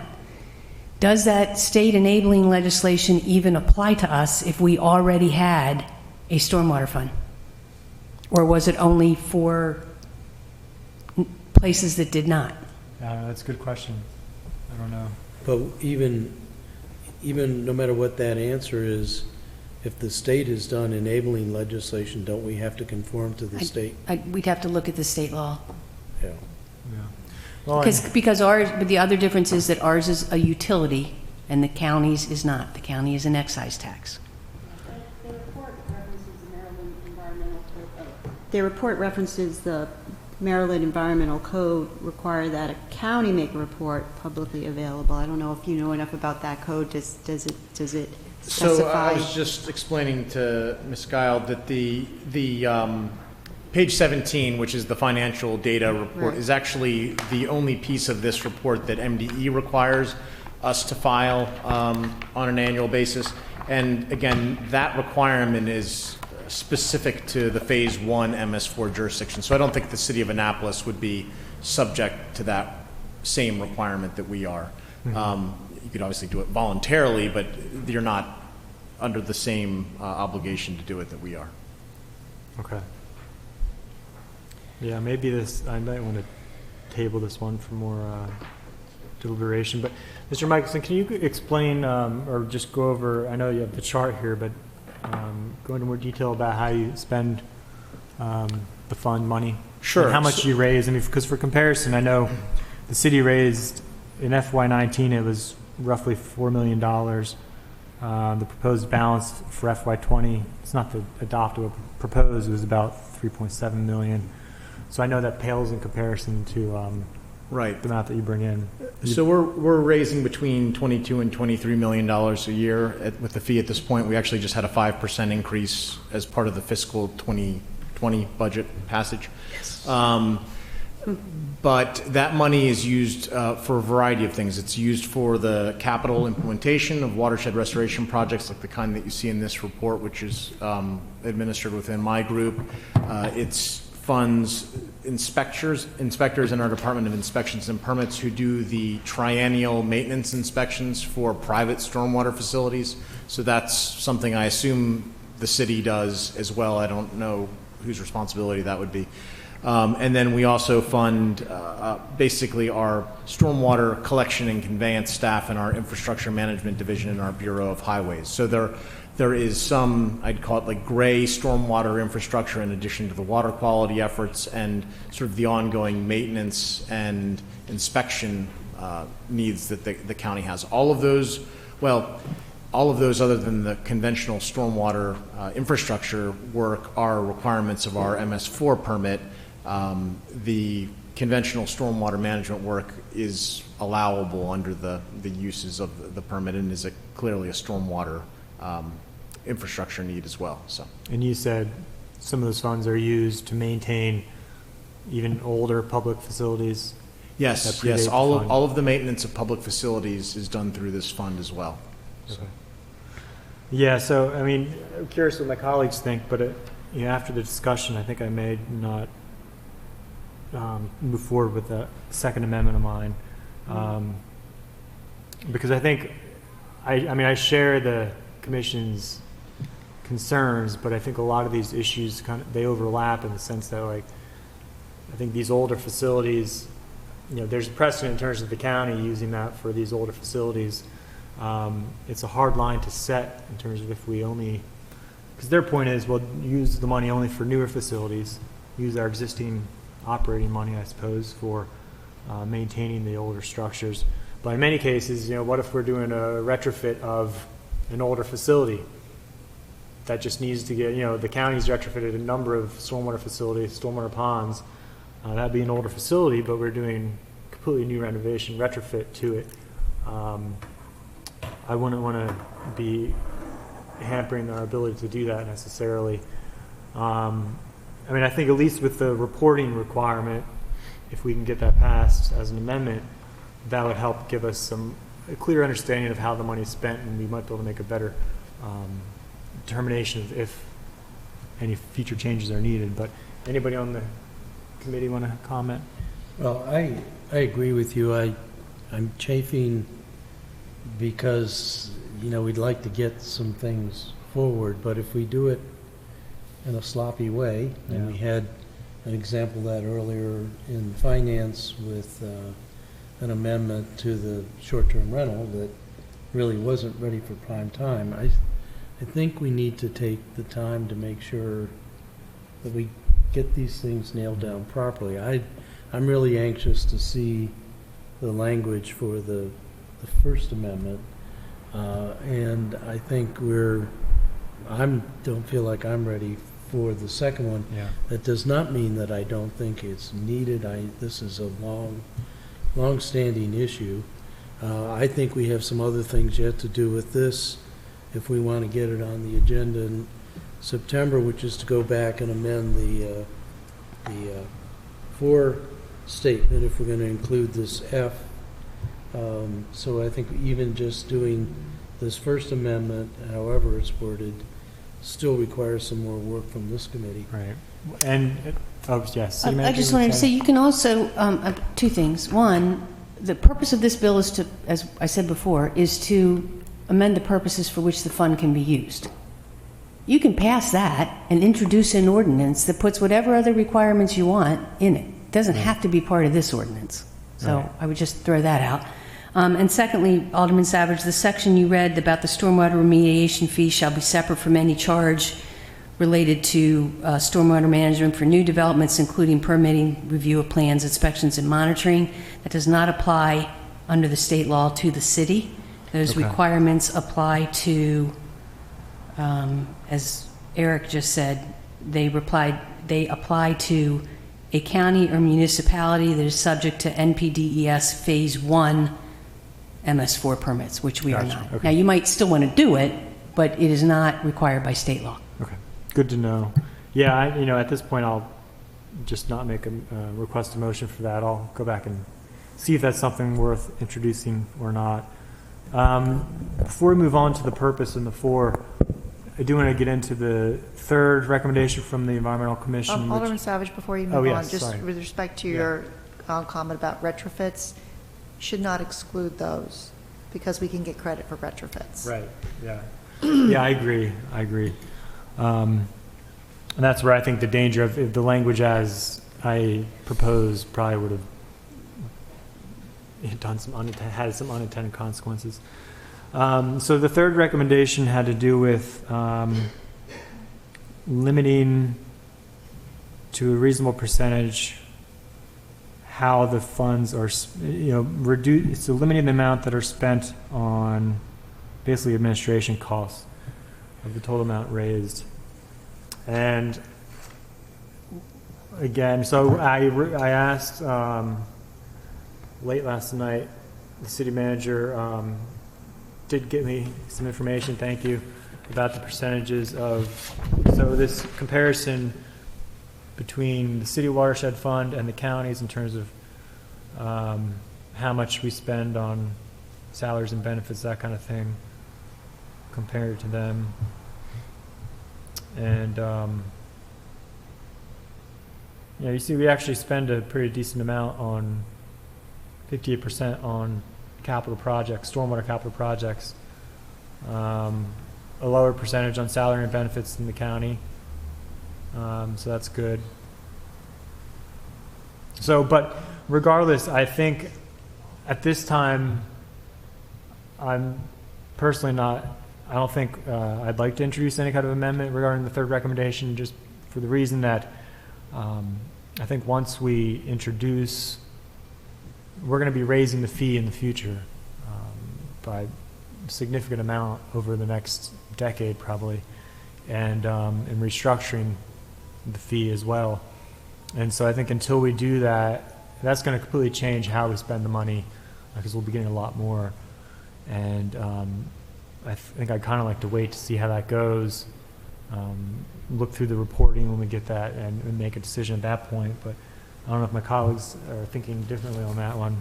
I think we look pretty decent. Yeah, we do. Compared to yeah. the county, but remember, we're still a nascent program compared to them as well, Yeah. and also a pipsqueak. So I think having more experience under our belt before we worry about it at this point is probably a good idea. Yeah, I mean, we're always, Thank you for the data. again, if we get the reporting, we're always welcome. Somebody mentioned quarterly reports, and I don't think we need to put that in the code. We can just request that from the committee and invite the commission if there's anything you see in that report that concerns you, or about how the money's spent or what percentage is being spent on certain things. We can certainly look at that, but We're So not what- asking for a quarterly report, right? no, I'm just We saying just the get an committee update. could ask for an update Yeah, whenever from we the staff. wish. Yeah. Right, and getting this from the city manager proves that. Yeah. I mean, we can get those numbers And- whenever we need them. City Manager, Ms. Sutherland, did you give a copy for the Environmental Commission? Oh, great, thank you. All right, so are there any other, Well, we need to go back, if we're going to Oh, put in yes. F, thank you. we need to change the purpose to modifying the functions of the watershed fund and requiring an annual report or something like that, some language to that effect. That sounds good to me. So I would move that as Amendment 2 from the Environmental Matters Committee, is to make that change to the purpose. On line 19 and 2. Did you get that on the screen? Which number? It'd be line 3 and line 19 on page 1, just adding How does that read? What do you say? and an annual reporting. Where's it coming from the environmental commission? Yes. No, where? Which one from environmental? May I make a suggestion? Yes. May you just say that your intent is to have an amendment that does that and let the Office of Law draw it up? Because I agree with you that it That's needs fine. to be line 3 and line Yeah. 19, but it also might need to be something on lines 21 through 23 if you're adding a new section or something like Oh, that. I So gotcha. again, I just suggest that alderpersons say what they want and let the Office of Law draw up the amendments. Echo. That's easier for us, so I'm good with that. Do you, I have a question. yes, go ahead. I Alderman? think we have to be, I'm not sure what line I'm on, but this annual report can mean a lot of different things, and getting back to this county, I mean, page 17 is really, I think, all you want, which I think we would be more specific and call it a Watershed Protection and Restoration Fund Revenue and Expense Report. I think that's, instead of an annual report, could we call it a revenue and expense report? Well, we were talking about having more in there, though. Yeah, We were more about talking about projects. having status of specific projects underway, completed, and planned for the future. So it could be essentially this page, which would have to wait for the CAFR, but I think it needs to be a little more substance than just that. It's 2 pages instead of 1. Okay. Maybe the county would be willing to put in a little section for the city in here. See county report. Okay, so, all right, can we entertain a motion to ask the law office to draft language to go along with our Amendment 1 that we recommended? So moved. Second. All those in favor? Second. Aye. Aye. All right, any other comments on, oh yes, we need an overall recommendation, motion? On the legislation? Yes. I have a friendly amendment. Oh, you have an amendment? Okay, yes, go for it. Maybe it's a question, though, and because this is so, we don't want there to be any more questions. I think that the public right-of-way has to be defined.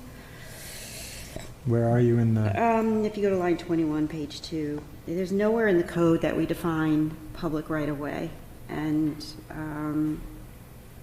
Well, I would find that astounding.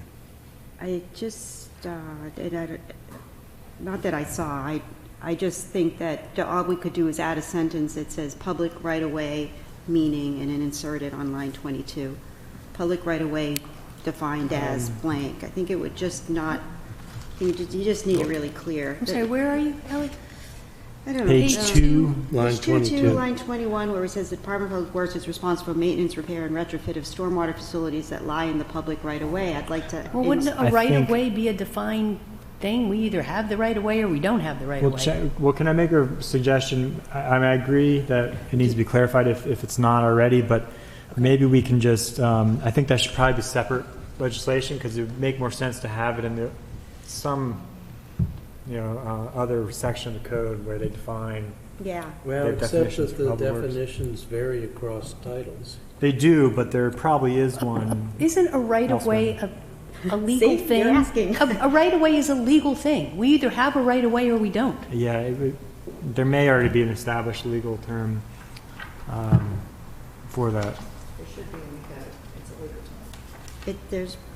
I'm doing a search. Okay, let me, This is- may I say this? Let me Yes. check with the Office of Law Yes. on right-of-way. Yes. Okay, and the other thing I'm going to check with them on is on page 2, line 10, in case of an application for a waiver, under this chapter, the Director of Public Works may accept the conveyance of an interest. I don't think the Director of Public Works can accept a conveyance. The city can accept a conveyance. Right. So if you'll let me check on those two things.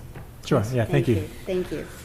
Good, that's all. Okay, any other amendments, anything, other discussion? I move we recommend favorably to the council with amendments. I second that. Any other discussion? Did you clarify what other committees look at this? Yeah, I couldn't. Okay. Well, I would like to thank the It's city. not going until the second meeting in September, I believe, because it's Okay. Well, I would like to thank the city manager for putting this legislation together. It does address a number of longstanding concerns and clarifications. So thank you. You're welcome. So with that, all those in favor? Aye. Aye. Aye. All those opposed? All right, it passes, and I think that concludes our agenda. Let me check here. Yes, it does. Entertain a motion to adjourn. So move. Second. All those in favor? Aye. Aye. I'm beginning to think you're right, Ellie. I'm looking at all the different Oh, it's crazy. definition So sections. that's why I was just thinking in this one, Thanks. I just wanted to insert a sentence saying right of way, meaning da-da-da-da. I really do think we should consolidate all the definitions from all the titles, make